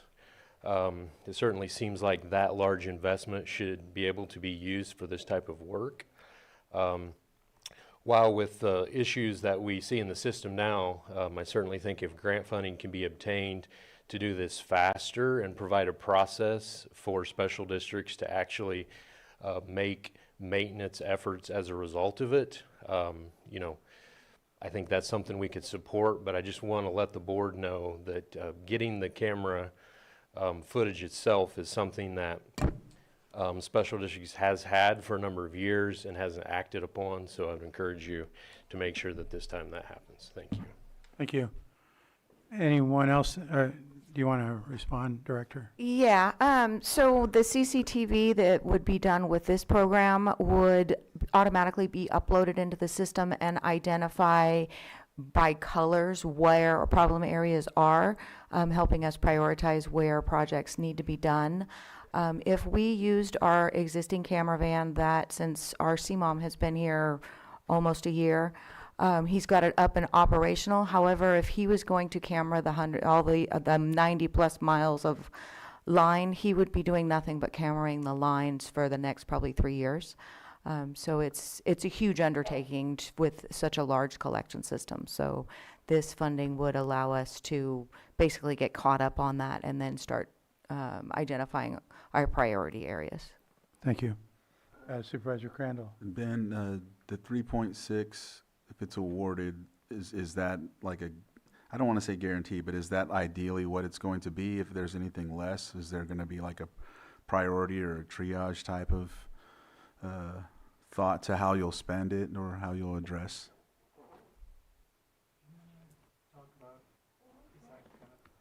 So the 3.6 million is the total that any jurisdiction can obtain for a multitude of activities. So in this case, we're requesting 2.1 for this particular work, and then the 1.5 for the economic development low interest Side loan of it, program. yeah. Is that? Yes, because yes, I mean I think my question revolves more around the other side, not the economic development side of it. Yeah, go ahead. On prioritizing the use of funds? Well, yeah, if you weren't able to get the full award in regard to the 2 point, what is it? 2 point, sorry. 2.1. 2.1, yes. And if it was less, how would you prioritize So the work? we could prioritize our project. We would split the system up into different areas. You know, it's for the entire 90 miles of gravity line. So if we got a portion of that, then it would cover only, you know, a portion of those gravity lines. We kind of know where our problem areas are and that we would start on those problems first. That's kind of why I asked, so that the public knows that you're looking at the problem areas first, but then still trying to lay it all out. That's kind of what I was leading to. So. And so, yeah, that's where we would focus if we only got partial of the funding. But if we got all the funding, then we'll plan on doing the entire system. Okay, thank you. That's all. That's what my question. Thank you. Was there anyone else in the room? I was just going to add with the triaging or reconfiguring it if it's a partial award with economic development. I mean, those are based on individual loans and then individual businesses with the facade improvement, so it could be scaled back also in that regard. Thanks. Thank you. Hey, go ahead, Mr. Lucas. I have one more comment in regards to your question. In the application, the jurisdiction is asked to prioritize use of funds for the very reason that there's very limited funds available for the entire state. And so that's really a determination by you folks on, if we had to, we're in a situation where they said, you know, you can have one or the other, or a majority for this project, or and a lesser amount for a program. There is a box we have to check on that in the application, and certainly that's a determination by the board and admin staff, I guess, on that. Thanks. It's I appreciate you saying that, yeah. All right, not seeing anyone else in the room. Was there anyone online? No hands? I'll bring it back to the board for a possible action or further questions. I offer the resolution. The resolution's been offered. Supervisor Owen? Aye. Supervisor Crandall? Aye. And Supervisor Rasmussen? Aye. Thank you. Thank you for the presentation. We're going to move on to our 6.7 1030 item, which is A, consideration of a governance workshop presentation for University of California Cooperative Extension, UCCE, and B, consideration of a presentation on the University of California Livestock and Natural Resources Program, being presented by our UC Extension And we have Mr. Barnes here, and I'll let you introduce.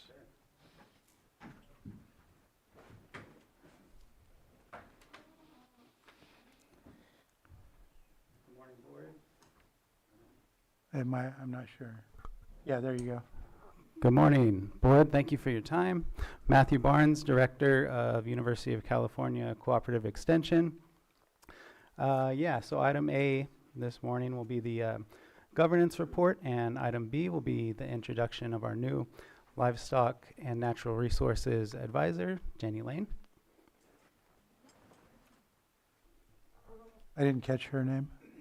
Jenny Lane. Jenny Lane. Thank you.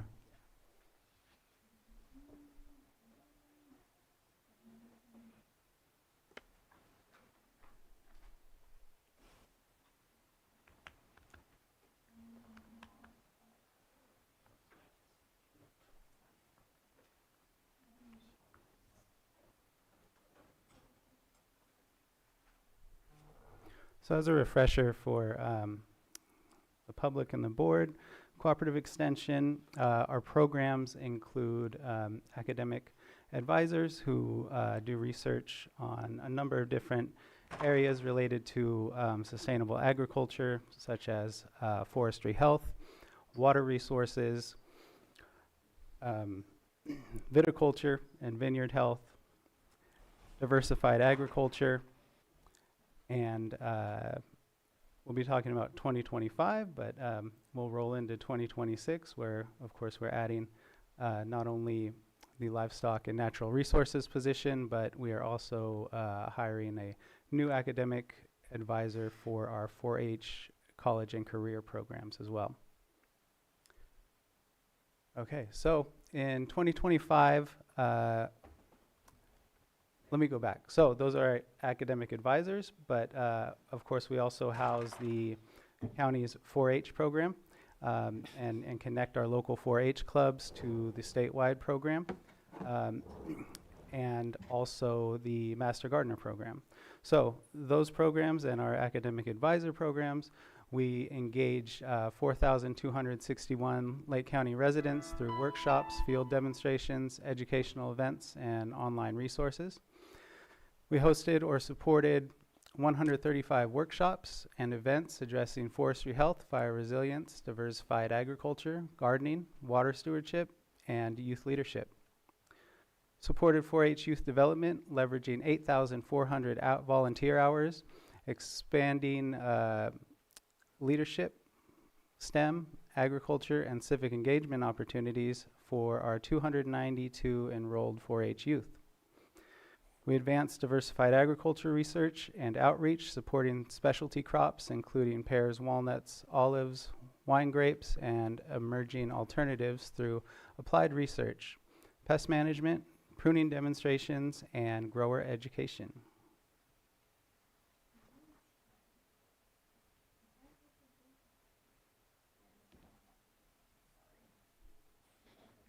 Yeah, that's fine. Let me see in my notes. Okay. Additionally, we expanded forestry and wildfire resilience programming, providing landowners and tribal communities with tools for vegetation management, post-fire recovery, prescribed fire capacity building, and invasive pest response. Strengthened tribal partnerships with our partnership with the Middletown Rancheria Pomo Indians in integrating UC science with traditional ecological knowledge through collaborative forestry, fire, water, and agriculture initiatives. We delivered Master Gardener education and outreach, supporting water conservation, sustainable landscaping, fire-wise gardening, and local food production through trained volunteers. So our metrics here, I mentioned our engagement number and workshops, 8,400 hours, again, for our volunteer hours in 4-H, and 292 4-H youth participating. So pretty much across the board, we have increased engagement and enrollment. Our community partnerships with agencies, tribes, and organizations continues to expand.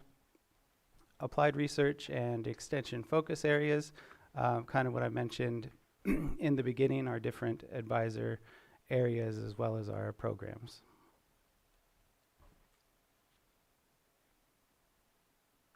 So in 2026, we hope to expand on all of our current programs.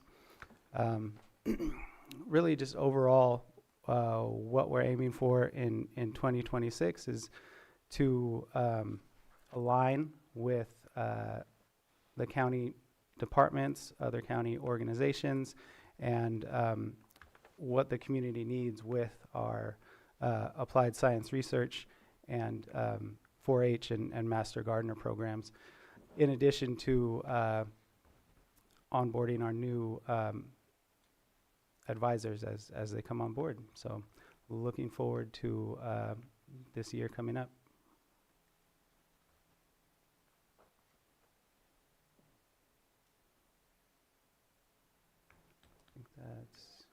I think that's kind of redundant. Yeah, good. So yeah, open it up to any questions you might have. Any questions from board members? Go ahead, Supervisor Hahn. Okay. Well, welcome, Jenny Lane. Thank you. Mike Thompson had wrote something just recently about the struggles here in California with our agriculture. It looks like in 2025, we lost over 400 producers. And farms have either closed or left California due to the high expenses and other, along with financial struggles, predator issues, et cetera, et cetera.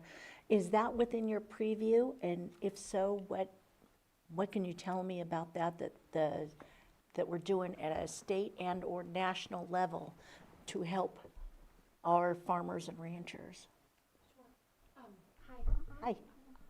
I also have some slides too, so like an introduction, so happy to do that first and then get into your question. Perfect. Because I think part of that will come up with what Okay, great, thank you. Can we do that? Yeah. Okay. Yeah. Any other questions on the first part of the presentation? Not seeing any. Thank you.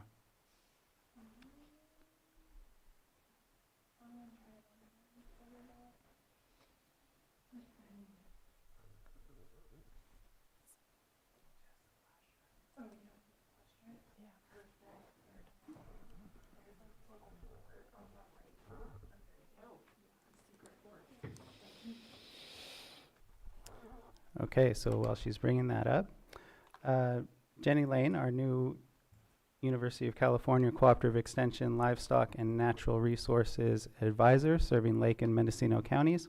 Jenny brings a wide range of experience in livestock development, food systems, and natural resource management to her new role as Livestock and Natural Resources Advisor.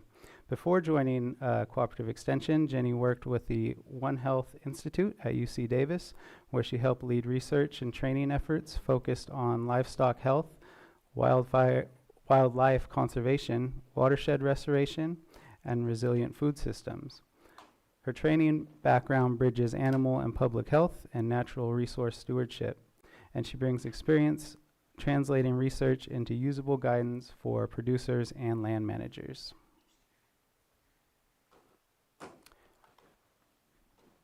Okay. Thank you, Matthew. So as Matthew mentioned, so I started on January 15th as the new Livestock and Natural Resources Advisor for Lake and Mendocino counties. I am a resident already of Lake County. I live with my family outside of Middletown.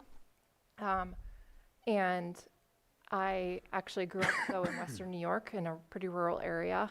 And I first started off my career as an equine ambulatory veterinarian, actually, working on the East Coast. And then also with dairy farmers, sort of through a very roundabout way. I started working with a lot of livestock producers, mostly in Central and South America, and I got really interested in the linkages between animal source foods and human nutrition and rural livelihoods. So I actually went and got a master's in public health in California. So that brought me to California in 2013. And then I spent several years working with the big butter company, Land O'Lakes International Development, across East Africa with smallholder producers. So farmers that are sort of mixed crop livestock, subsistence agriculture, and mostly rain-fed systems, and got a lot of experience with sort of working in rural, low-resourced areas, and then spent a year working on food security policy in Washington, D.C., also with Land O'Lakes. And then after that, I came back to California, and since 2017, I was working at UC Davis in the School of Veterinary Medicine in the One Health Institute, looking at a variety of different programs around livestock disease and wildlife health research, disaster preparedness. I ran a One Health education program, really sort of looking at how human health, environmental health, and animal health are interconnected.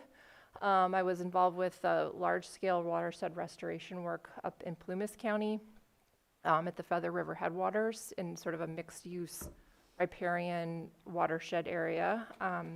So I have worked both sort of domestically, really locally in California, and then also sort of in international area settings too.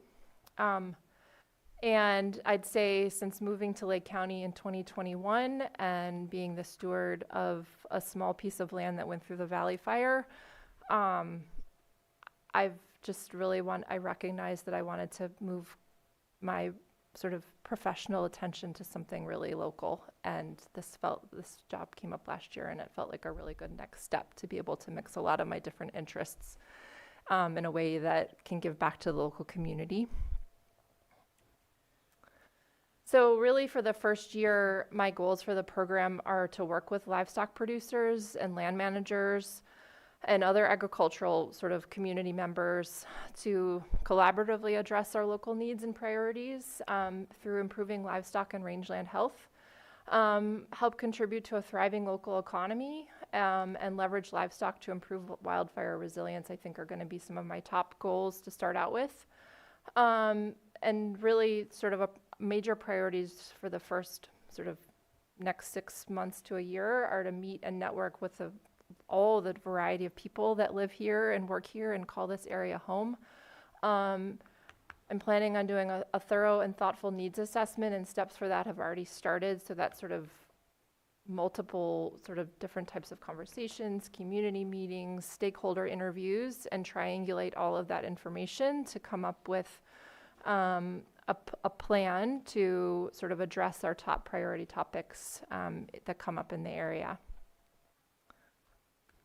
And sort of already starting with that, so meeting with the Ag Commissioner, Farm Bureau, RCD, other sort of stakeholders in the region, and then plenty of producers. And I'm happy to meet more people and get to know them and what their sort of desires and needs are in the area. So that's you can join a mailing list for updates from the program.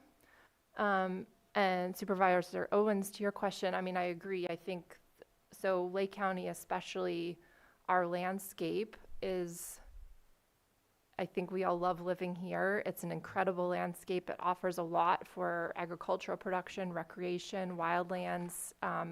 There are plenty of economic opportunities. So I agree. The loss of farmland and agricultural producers is very concerning. And I know that the Farm Bureau, both at the county and the state level, are taking steps to try to sort of improve opportunities for farmers. There are some big producers in this county who have major concerns around the cost of labor and the cost of doing business. So I think working with those groups and identifying opportunities that I can help and identify places where can research contribute here, can more education contribute here? Do we need to come up with working with other people? So there's a person like me in most other counties across the state. So other livestock and natural resource advisors are also working on these issues. Do we need more science to be able to advocate for different policies at the state level? For example, for around things like predation or cost of labor that is making it prohibitively expensive or impossible to raise livestock here. A lot of it, I believe, is regulations, and that includes labor costs and the requirements that are, the burden that they've put upon them is, they're driving them out. And nationwide, it looks like we've lost about 1,500 farms nationwide, which would be an average of 30. So at 400 for our state, 30 per state. So at 400 for our state, that's well over the nation's average. Yep. So I grew up in rural upstate New York, so sort of in the 90s, I watched dairies just disappear because it was too expensive for farmers to farm.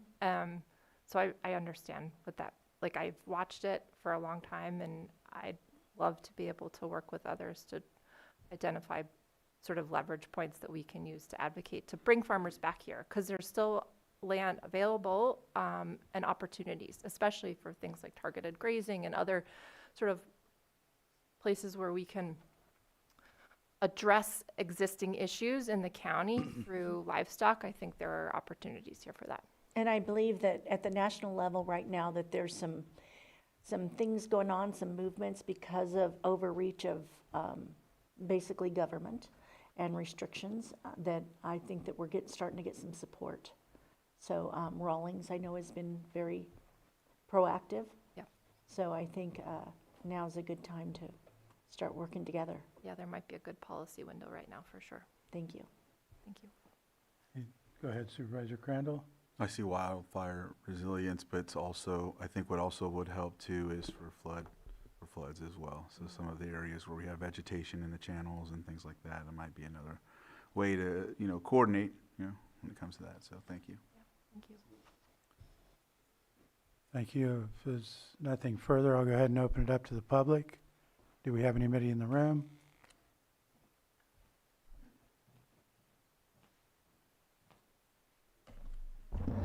You'll have 3 minutes. Thank you. Good morning, Mr. Chair and Board. Director Barnes and Ms. Lane, thank you for your presentations. Very interesting. When it comes to the needs assessment, I think that's... Margot, can you just state your name Oh, for the sorry. record? Yeah. Margot Kambara. Thank you. Taking a needs assessment is an excellent idea to find out what should the priorities for the county be and the stakeholders. So for your list, I suggest adding the feral pig problem. It is a national problem. It's a regional problem. It's definitely a Lake County problem. Right now, it's taken on as an individual, like parcel to parcel or landowner to landowner basis, but maybe we need a regional approach, to eradicate these pests. So please, I suggest that we take a look at that and perhaps explore grant funding that might be available. But I think the most effective way to tackle that problem would be on a regional basis, but definitely a county-wide basis. Thank you so much, and welcome, Ms. Lane. Thank you. Thank you. Anyone else in the room? Not seeing any. We'll move online. Nobody online. I'll bring it back to the board, and these were presentations only. So anything further, Mr. Barnes? Or no? Thank you for coming in today and presenting those valuable information. We appreciate it. Thank you much. Thank you.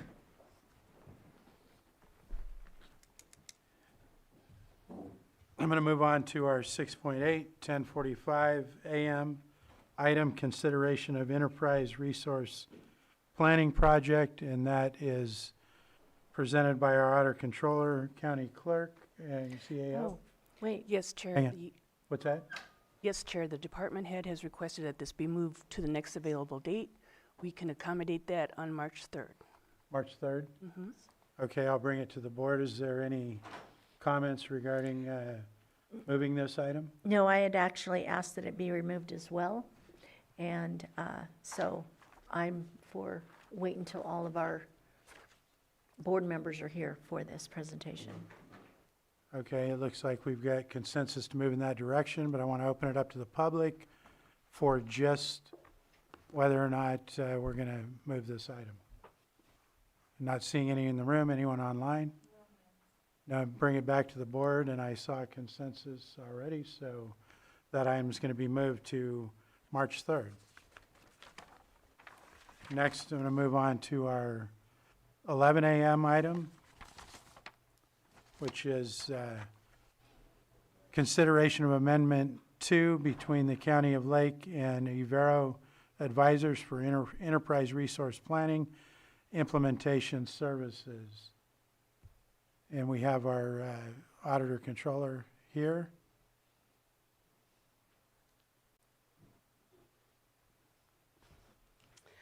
Good morning, Board. I had aligned Genevieve Harrington, Auditor Controller. I had aligned the presentation for the Enterprise Resource Planning System to align with this contract amendment, which is very important. Just so you know, this Avero is the consultant that has been with us through the beginning of the project, and what's in front of you is the remainder of the contract that should get us through the end. So I'm happy to move the presentation so that way the whole board can be here. I did put a lot of work into it, so that's fine. But the contract, I was hoping we could move forward with today. Okay, well, board members, do you have any input on that? I have a little bit. Go ahead, Supervisor Owen. I do know that I had, as a courtesy, spoke with, kind of reached out to the other supervisors that were gone to see if, if there was anything that they were, would like to be here for. And that was one of the items that they had wanted to wait till they were here on. However, since then, I've spoke with Genevieve about this, and it sounds like it's really kind of up against a wall, a bit of a wall, and that this has been we've spoke about this in the past. So she did try to reach out to Supervisor Sabatier, wasn't able to reach him, as I understand it. And so I know that, I believe, Alan, are you here on this? No? Okay. So as it looks, I'd just like to get the input from everybody. Because we are up against a wall, I would like to wait, but it sounds like that would kind of put a kink in the rope. Well, and if it helps, this was a line item that was spelled out in the budget, so it is the same contractor, same work that has been approved. We're well under the budget amount, well under the appropriations. Sure. So, but it's just we would like to get the invoices paid for the consultant. So that's all this is. I was hoping to align it with the presentation, but if we could go ahead and just move forward with the contract, and I'll come back with the answers to any questions anybody has. And we need to do, I'm okay with moving forward with it because we are in a pinch. Thank you very much. Supervisor Crandall. A couple of questions or thoughts. Is there a way to break down the $225,000 and how it'll be used? For which? Well, so what we're receiving is approximately 2 to 3 project manager, kind of like a department head level staff that is helping because it's a very long-term project. So it goes back about 18 months now. So through that time, we've had employee negotiations where half of the county staff is pulled, and I can't stop the project. So what happens is a consultant will attend the meeting and then debrief the county staff member once they're available so that they continue. And then when they're done with their task, they can come back in. Because this was a long-term, so it's a long-term project, but it's not the type where we would want to hire full-time staff because we do know that it's going to end. So the use of consultants made the most sense. We needed to beef up the staff in order to handle the project, but not with adding actual full-time staff members. So the types of work, attending meetings, let's see. So going back to I'm sorry, so the 225, so you're asking from now to the remainder of the project? Yeah, how can we get it? So they will be with us. Going forward, we need to have payroll conversations with every single county department. We also need to meet with the individual departments regarding how they're going to manage their assets. So we kind of have to retrain everybody, and so we're training groups to then hold smaller groups to then train the fiscal people in the areas that they need. And so these consultants are helping us manage a lot of those groups, take notes in the meetings, catch. They act as a staff member would when you would have put together the type of team you would put together for this type of project. It's just They're not full-time staff, they're consultants. Thank you. What's your, Oh, that's it, yeah, sorry. or you want to go forward with any part of this? I mean, if, I think Supervisor Owen, you said you were okay with moving forward with this? Yeah, actually, I've spoke with Ms. Genevieve, and it sounds like it's important to move this forward today. I would, if there was a way to hold it without it affecting, but it sounds like that there's an effect on the other end, so I think it sounded like we needed to move forward. And just to point out, again, it's already approved. Like, there is nothing out of the ordinary that's being brought up here, and so I'm not sure what. Okay. So is there anything in the presentation that we would need related to the second part of it with the contract? Not that I'm aware of. You know, the presentation is kind of high level. So back in November when we had asked about it, I was thinking it was an update. I got a little feedback and I added some numbers. And so if there's no specific answer in the presentation for anything regarding this amendment, because I don't understand what the question is. Okay. So it sounds like we're okay moving forward, but maybe holding the presentation portion of it? Yeah, so let me just check in. Is there any public comment regarding whether or not we move the presentation portion to another date? Not seeing any in the room or online, so we can go ahead and hold the presentation and move forward on the contract portion today. Thank you. Go ahead. I'll move to approve amendment number 2 between the County of Lake and Avro Advisors for Enterprise Resource Planning Implementation Services. I'll second that.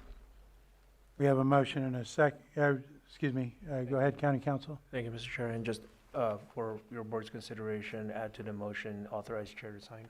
So moved. So we have an amended motion, still seconded by Supervisor Owen. All in favor, say aye. Aye. Aye. Opposed? That motion carries. Thank you very much. And I believe it's a date unknown for the first part of that, March 3rd? I think it's March. I recommended March 3rd. March 3rd, so we'll go ahead and move that one to March 3rd as well. Perfect. Okay. Thank you very much.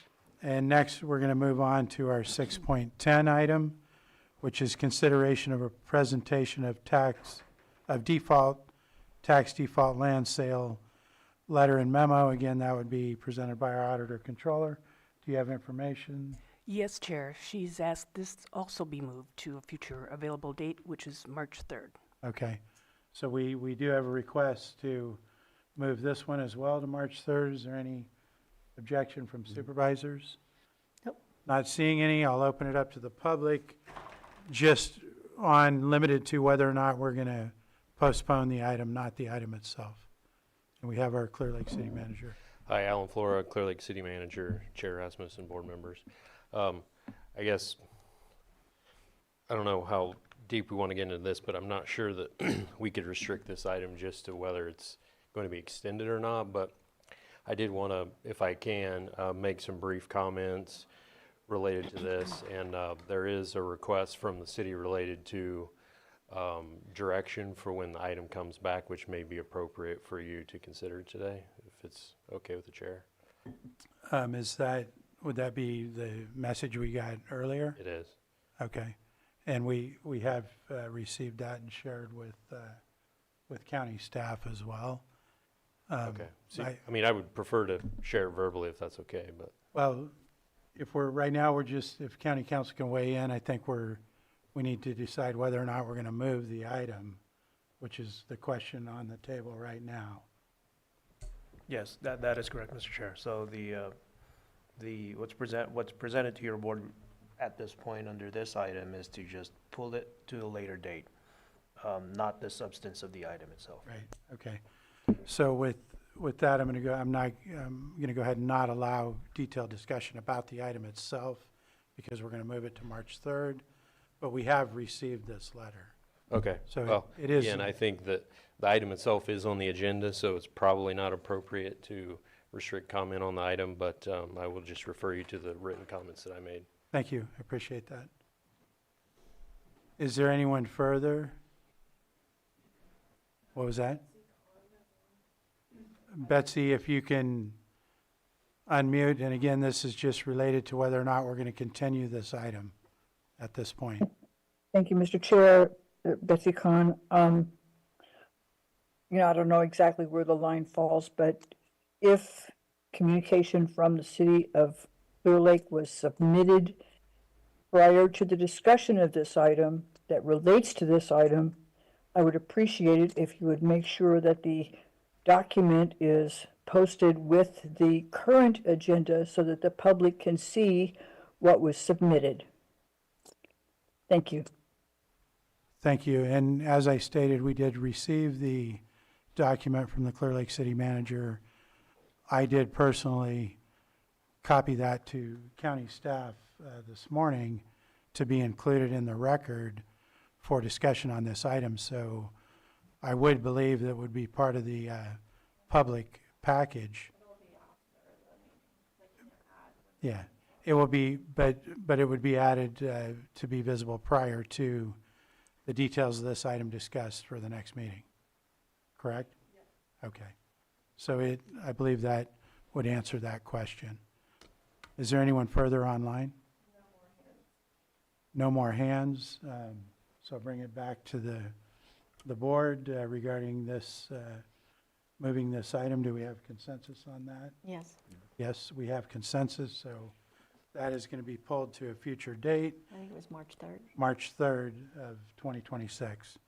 So with that, I'll go ahead and close that item, and we have our next item, 611, which I can't call yet.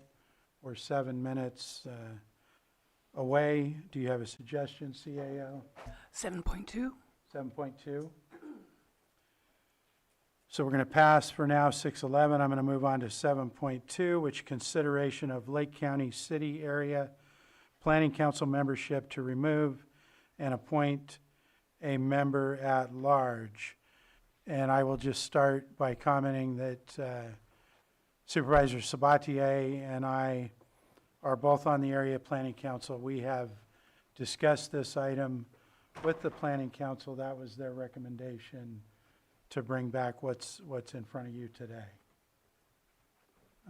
So with that, I'll open a further discussion from board members. Do you have any questions or? Yeah, 1 second.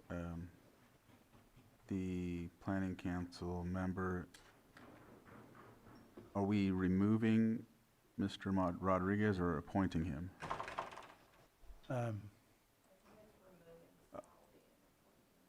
Correct. Well, I think that's probably not going to happen. I don't think Mr. Rodriguez works for Robinson Rancheria any longer, so. Okay. Well, my understanding was that I don't know that his application was related to, because I think it was just a member at large position. Okay. That's my recollection of that position that we're dealing was a member at large. I don't believe it was specific to any entity or organization. Okay.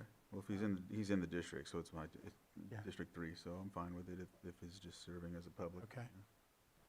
Okay, any further comment before I open it to the public? Is there any member of the public that wishes to comment on this item today in the room? Not seeing any. Do we have anyone online? No hands. I'll bring it back to the board for any further discussion or possible action. Yeah, I think we should just put this on hold. Okay. Yeah, I really do. There's a couple other details that I probably need to talk to county council about on this, so. Okay. Yeah. All right, so we have a request from a supervisor to put this item on hold. I'll second that.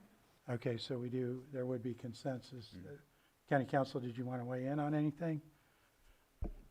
Just, thank you, Mr. Chair. So just a suggestion to have it open it up for public comment again at this point for the issue of holding this off, essentially continuing this item to a Okay. later date, because that was not addressed prior to the initial public comment. Yes, so based on subsequent to the public comment, we had further requests from a supervisor to put this on hold. Is there any member of the public now that has comments regarding whether or not we should now continue this item to a future date unknown? Not seeing anyone in the room?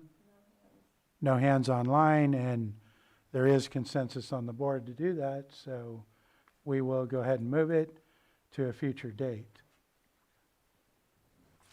And we still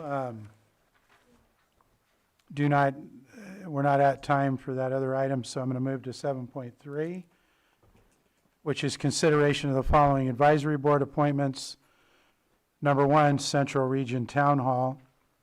Number 2, Child Care Planning Council.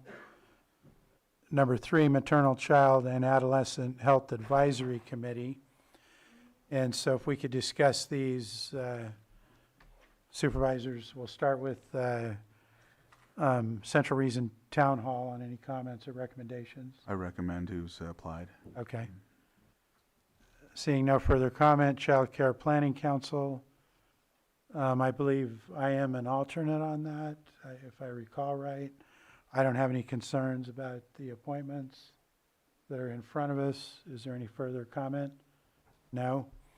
Move on to the Maternal, Child, Adolescent, Mental, or Health Advisory Committee. That, I believe, is one that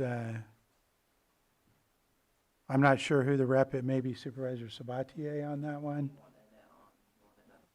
Okay, so we've got confirmation he's okay with going forward.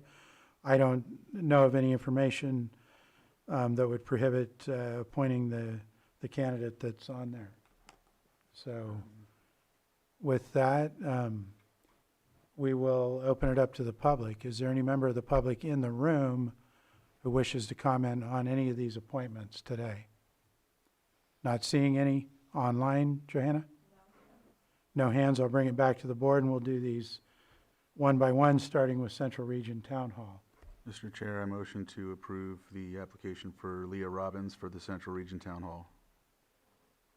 I have a motion Second. and a second. All in favor? Aye. Aye. That motion carries 3-0. Move on to Child Care Planning Council. All 4, right? Because I see them. I believe it's all 4, correct, Johanna? Mr. Chair, did you want to make the motion? Or? No, go ahead. Okay. Mr. Chair, I move to approve for the Child Care Planning Council, Soledad Aguayo, Samantha Bond, Kimberly Gentle, and Miriam McNamara. Have a motion Second. and a second. All in favor say aye. Aye. Aye. Opposed? Hearing none, that motion carries 3-0. Moving on to the Maternal, Child, Adolescent Health Committee. Mr. Chair, I move to approve Sabrina Andrus as the for the vacancy for Maternal, Child, and Adolescent Health Advisory Board. Second. I have a motion and a second. All in favor say aye. Aye. Aye. Opposed? Hearing none, that motion carries 3-0. 5-minute break. We're going to take a 5-minute break, and then we will go back. I know there's folks here. We'll go back to the 6:11, 11:30 item as soon as the break's over. Thank you.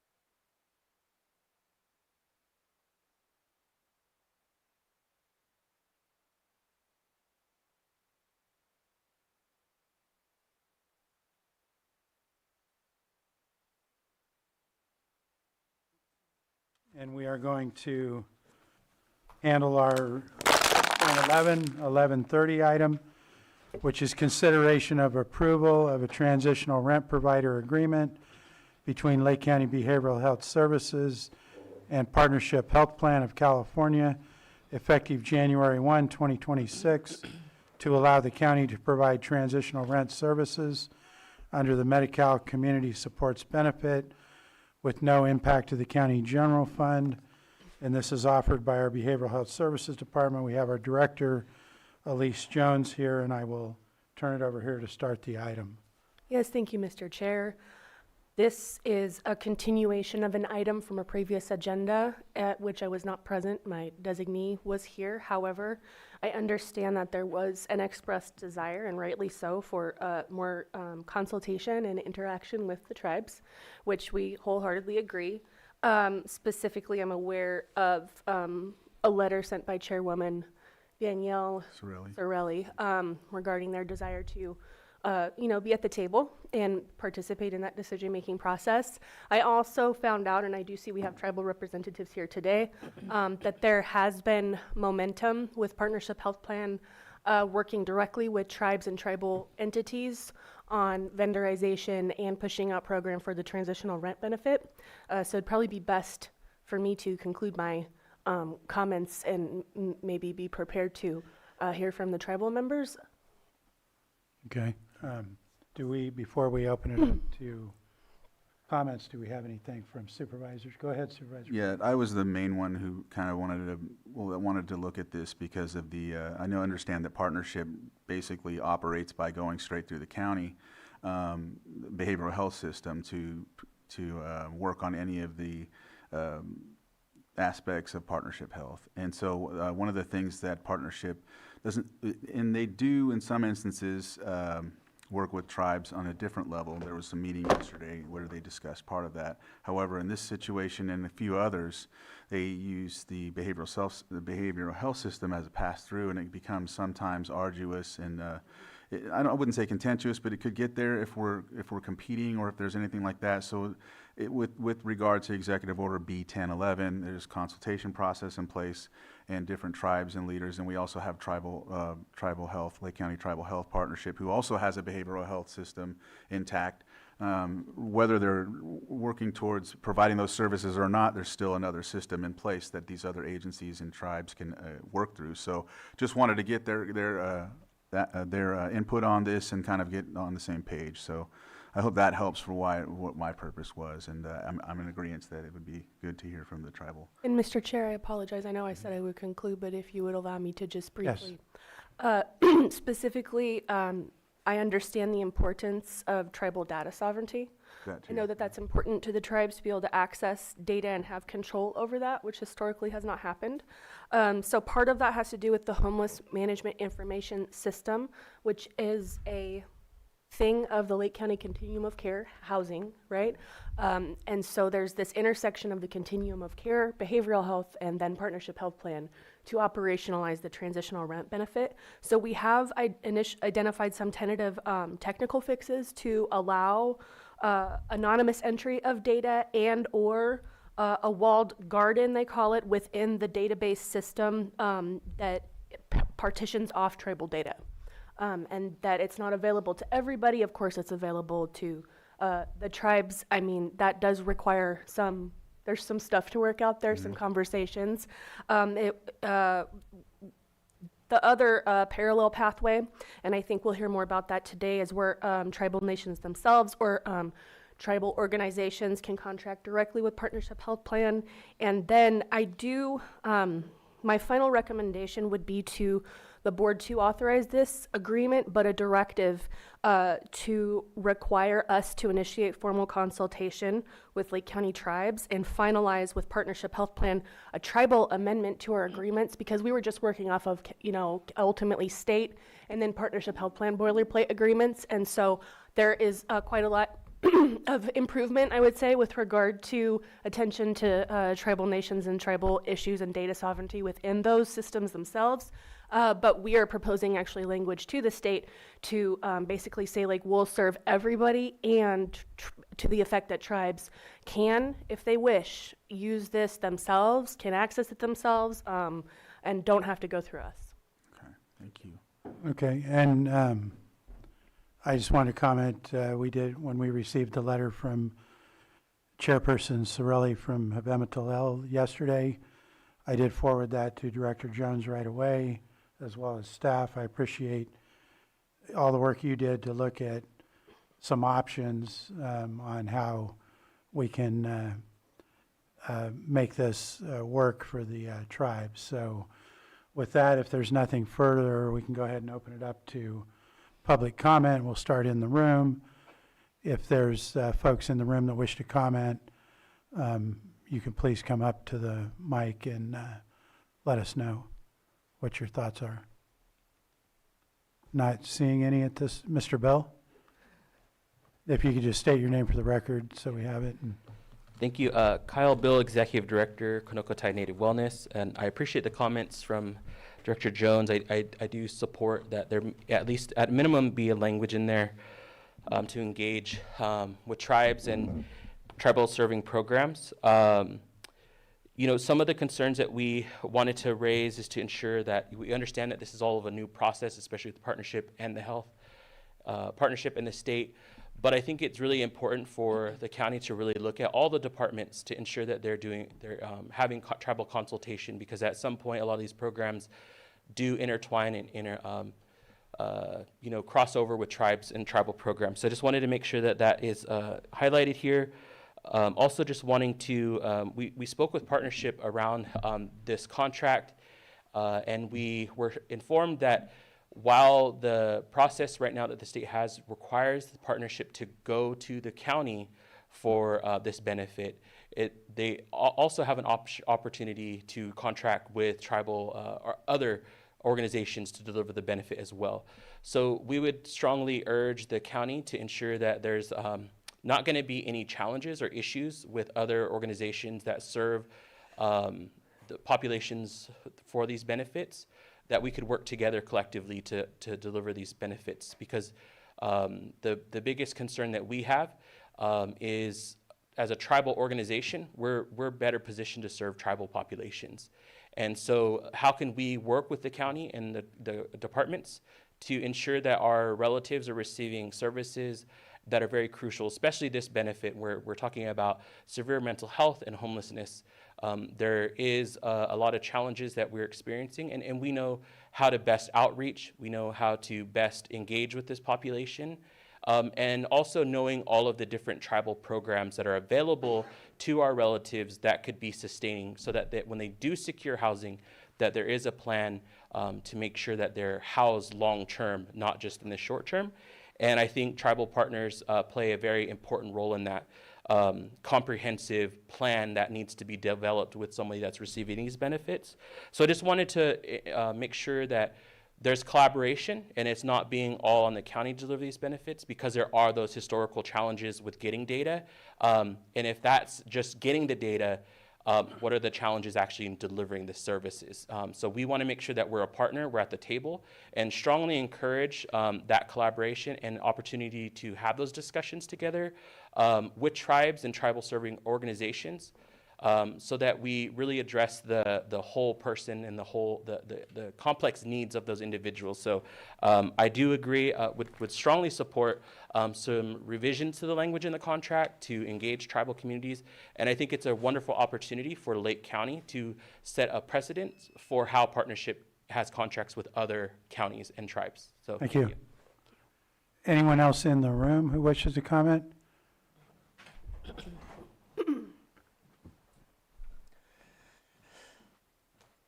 Good morning, Board of Supervisors. My name is Ernesto Padilla. I'm the CEO for Lake County Tribal Health.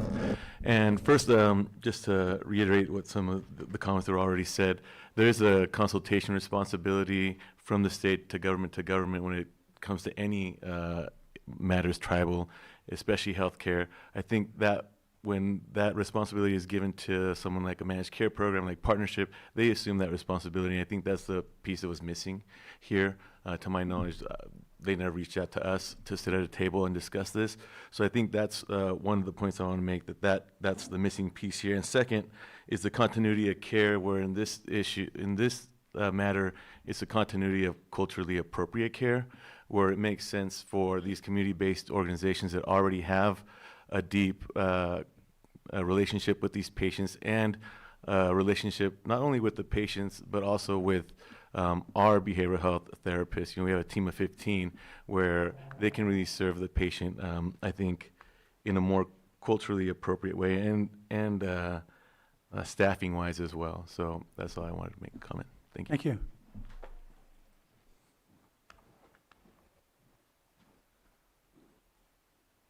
Good morning, Katie Ray, Executive Director, Indigenous Futures Foundation. Thank you, Kyle and Ernesto, for your remarks.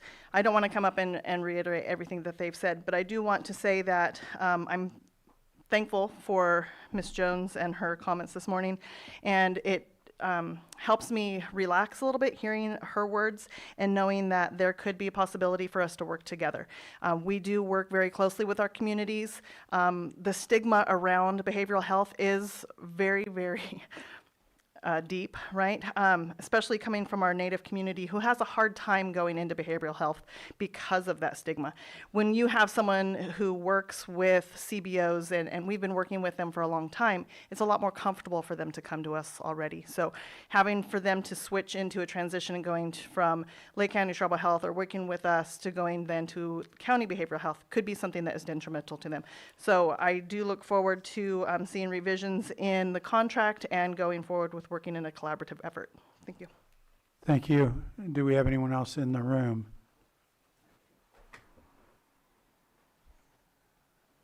Good morning, board. Sorry, I'm sick. Flamin McLeod, tribal chairman for Big Valley Band of Pomo Indians. And I do want to reiterate, some of the things that Kyle touched on is, for our people, we have our own social services department, right? That's the first contact our people have, right? And we do utilize the county behavioral health when it's last resort or needed, because we utilize, say, Kanokatai or other programs because they're more culturally sensitive and they understand our people because they're related. We're relatives, right?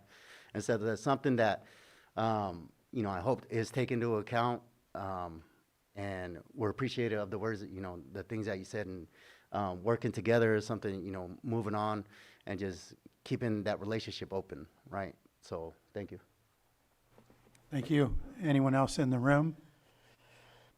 Not seeing any. Do we have anyone online? No hands online. I'm going to go ahead and close public comment, bring it back to the board, and we'll start with Supervisor Crandall. Yes, and so I'm glad that you mentioned, Chair McLeod, that the tribes have their own social services departments. Some of the tribes aren't established as of yet, as much as Big Valleys, but I know that others are looking to do some of these things as well. So if we get ahead of this when they start moving forward, we'll be able to have a good relationship and some verbiage that'll ensure that there is consultation. I do like the words that Ernesto CEO Padilla had put in with the continuity of culturally appropriate care. I think it's very important. I have a suggested motion, and I think it might help with what we're looking at here. And if I could just read it, County Council, maybe you can help me with it. That look.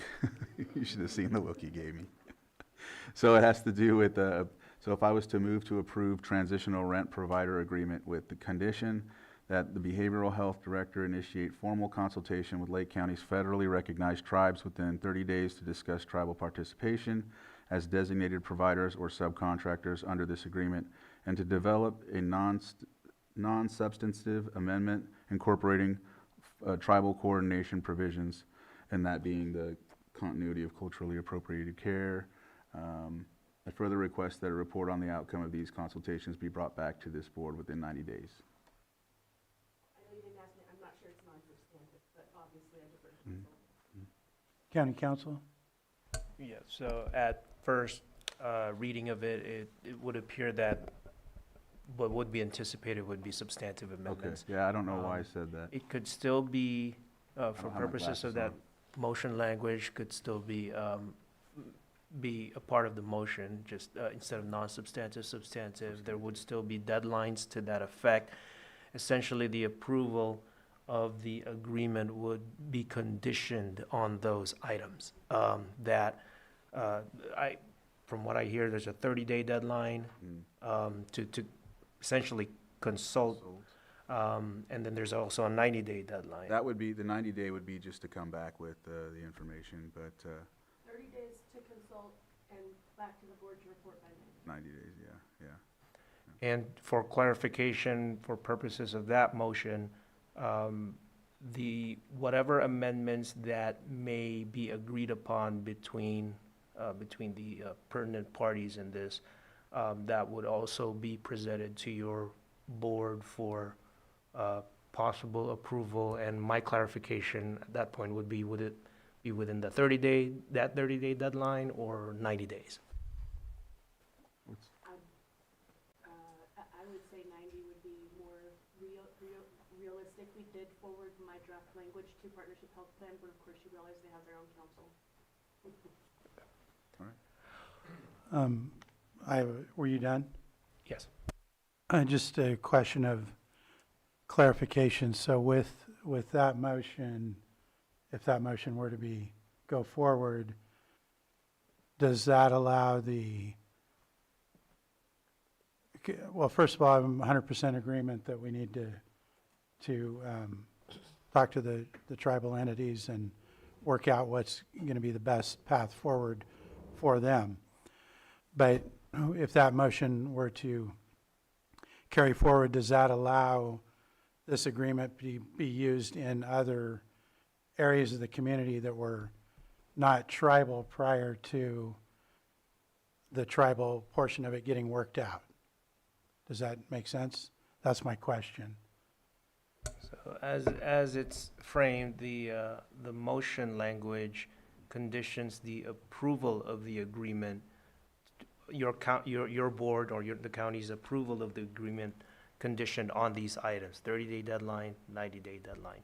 If those items are not met in some form or fashion, then your board essentially revokes or takes back that approval. Therefore, the agreement would not be approved by your board. So because it's a conditional.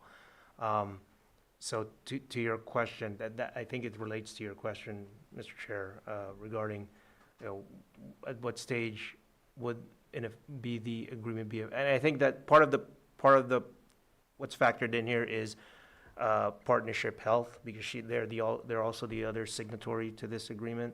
I believe that the meet and confer process, the consultation process, would incorporate that, so that within those deadlines that are stated, your board will be presented with something as to whether or not those conditions are met under the motion for approval of the agreement under certain conditions. And the reason I brought that up, I think I had talked to Director Jones about, because I know there's other community members that are ready and waiting to be able to use this benefit right now. Was I understanding that correctly? Yes, Mr. Chair, and specifically I'm aware of one non-tribal single parent family with 6 minors. Okay, so that's why I brought it up I wasn't sure if there was a way to Bifurcate it or something? bifurcate it, basically, where it sounds like that would be very complex and problematic at this point, but I just wanted to bring up that question and clarify, because I certainly, we need to work with the tribes 100%, what's going to be best for them, but also we do have other portions of the community that are looking to be able to need this benefit as well. Does that make sense? Yes. That's why I brought it up. So I'm not sure how to, but it sounds to me like with all the different entities, that would be complex to bifurcate it. Go ahead, County Thank you, Counsel. Mr. Chair. So yes, it would be complicated. It would complicate things to bifurcate the agreement. The agreement wouldn't be fully enforceable until both parties, in this case, Okay. there's Partnership Health and the County of Lake, both of them fully execute the agreement. And so even as proposed under the motion language, it may lead to potential complications on the if any of those conditions are not satisfied, and then it's brought before your board under an approval under these certain conditions, it does lead to that question of whether or not the agreement would be fully enforceable if your board then would take back its approval if those conditions are not met. Alternatively, one possible alternative, and I think Director Jones alluded to this, is your board can consider approving the agreement with direction to staff, but at that point, the agreement would be fully approved. And then as part of your board's direction to staff, implement or incorporate establish those conditions. And if those conditions are not met, then your board can direct staff to come back to your board to cancel or terminate the agreement. But by then, the agreement would have been approved at that point. That's one possible option for your board. And I think Director Jones alluded to that as far as an approval of the agreement as is, and then direction of staff to do the consultation to satisfy these conditions. And as part of that direction of staff, if those conditions are not met, then come back to the board for possible termination or revocation of the agreement. The thing to be factored in there is whether or not the terms of the agreement would allow that under partnership health plans, the other parties' guidelines for revocation and termination. It'll be a learning experience. Supervisor Crandall. Yes, I'd like to see if, in discussing this, if any of if you could reopen public input just to get an Yes. insight from the leaders if possible. So having in mind what came up with this other concern, I'll reopen public comment, and I'd be happy to hear from you folks on any concerns about that other avenue. Yeah, thank you. Kyle Bill, Executive Director, Konokotane and Wilson. I don't want to speak for any of the tribes, just from our standpoint. Definitely understand wanting to deliver those benefits as soon as possible because there are needs immediately. I would, just my initial thoughts would be doing an amendment to the contract with those inclusions of having the tribal consultation, whatever that language might be that Director Jones suggested within that time frame. So just, I would, in my mind, approving the contract with the note that we're going to do a contract amendment with those inclusions so that both you can get that program up and going now, but that we can work together to create that language so that it is meaningful, that we're all in agreement on how that might look, gives us a little bit of time. But I do agree with County Council that, if there is mechanisms in place to say we need to pause everything because it is, so I mean, I wouldn't ever advocate to cancel on a contract, but there is mechanisms from my perspective that you all can kind of consider. Those would just be my suggestions because I do realize that there are immediate needs as well, and we don't want to delay that either. But we do want to make sure that there is specific language that takes time to incorporate into that. So I would just recommend perhaps a contract amendment at a later time to incorporate those things. So. Okay. Anything further?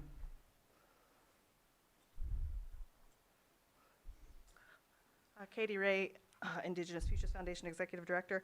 I would agree with Kyle. We do not want to keep anyone else from receiving services as soon as possible. Because Lake County Behavioral Health is not yet contracted with partnership, that is going to take some time. And we do not want to delay that in any way. And after contracting, there's onboarding. So this is not going to be an immediate fix, and we do not want to delay anyone getting services. So I am agreeing as well. Thank you. Anything further in the room? Anything online? No hands. We'll bring it back to the board. And Director Jones, did you want to weigh in on anything further on that? It sounds good to me. Okay. All right. County Council, did you want to make a statement or? Yeah, did the motion that I provided work, or should I add some other verbiage to it, considering what we've discussed? I think as a matter of procedure, if I may, Mr. Yes, please. As a matter of procedure, it could be done in one of two ways. One way would be to approve the contract, approve the agreement, and in conjunction with that, direct staff to do the consultation and pursue an amendment to the contract after a meet and confer with the pertinent entities, representatives, and that would include Partnership Healthcare because they're the other signatory to this contract, and the proposal there would be to pursue an amendment and then come back to the board X amount of days with an update. Under that scenario, there would be an approved contract by your board, but then as part of your board's direction to staff, pursue an amendment. What's left out there would be in the second scenario, because in the second scenario, all of that would be in place, but with, in light of the proposed motion language, your board can also consider adding, as part of your direction, that if there is no agreed upon amendment by the parties, then to add a condition to pursue the termination or cancellation of the contract, which again, staff would have to double check with Partnership Healthcare on whether or not that can still take place. I think both of those are pretty consistent with what your board has discussed here, as well as what's been said at public comment. And that would be up to your board on which way you want to go. That seems to be the cleanest way possible, but essentially approval of the contract with direction of staff to do A, B, and C, or whatever those items are, as conditions. Okay. And if your board is prepared, I could propose Yeah. I had that one, but it doesn't exactly do what you. Go ahead, County Council. So I would do it in two motions. One is the approval of the contract, the other one, direction of staff, but that can be done by motion as well. So the first motion would be to approve the transitional rent provider agreement between Lake County Behavioral Health Services and Partnership Health Plan of California, effective January 1, 2026, and authorize the Behavioral Health Director to sign the agreement and any future non-substantive amendments necessary to implement the program. So moved. I have a motion. Second? All in favor, say aye. Aye. Aye. Aye. Opposed? Hearing none, that motion carries. Go ahead. And the second motion would be to direct staff to consult with the tribes as it relates to this transitional rent provider agreement, to meet and confer, to pursue any amendments necessary, or any agreed upon amendments with both Partnership Health Plan, that's the other signatory of the contract, and the tribes, amendments to the transitional rent provider agreement consistent with what your board has raised as concerns here for tribal involvement as it relates to this agreement. That would be part of the direction here, to be presented to your board as a proposed amendment to this agreement. And I'm looking at Director Jones here, 30 days, 90 days. Can we do 90? Is that agreeable to the board? 90 total for the consultation, or? Yep, for the whole, well, no, for consultation, 30. 30. That's 30 days, we don't need that, that's not what's Okay. gonna, I hope, take the longest. I anticipate some back and forth with Partnership Health Plan. Yeah. Yeah, we can do the 90. So as part of that, 30 for consultation, 90 for, Right. like I proposed. Okay. Yeah. that would be part of the direction, Okay. motion. So moved. So we have a motion on the floor. Second? All in favor, say aye. Aye. Aye. Opposed? That motion carries unanimously. Thank you. Thank you. Thank you for the comments today on this item. Appreciate it. And next, we're going to move into, well, first, let me check in with my colleagues here. What I'm thinking, we have one more open item, and then we have closed. Shouldn't take a long time. I'm thinking we push through and then just be done. Yeah, That's right. And not take a lunch. same page. Is that okay with everyone? I'm fine. Okay, so then that's what we'll do. So we'll start with our last open session item, which is Supervisor Weekly Calendar Travel and Reports. And who wants to start? I can. Supervisor Crandall. So tomorrow I'll go to the Hitch Leadership Meeting, which I think is in Middletown. Thursday's the TIPO meeting that I have. There is an ad hoc PG&E meeting, but I think I have to do something else. I think I'm tentatively scheduling a meeting with the Supervisor Sabatier and possibly County Council on something. And then I know I have afternoon meeting in regards to what we were talking about, or what many folks came for this morning to discuss and talk about the mobile home parks and the rent stabilization. So I know I have a meeting with the group, that committee we put together before, so we'll be meeting Friday on that. Monday, I have the CAO meeting, and I'll be back here for the Board of Supervisors meeting on Tuesday. Thank you. Supervisor On, are you ready? Or- Really close.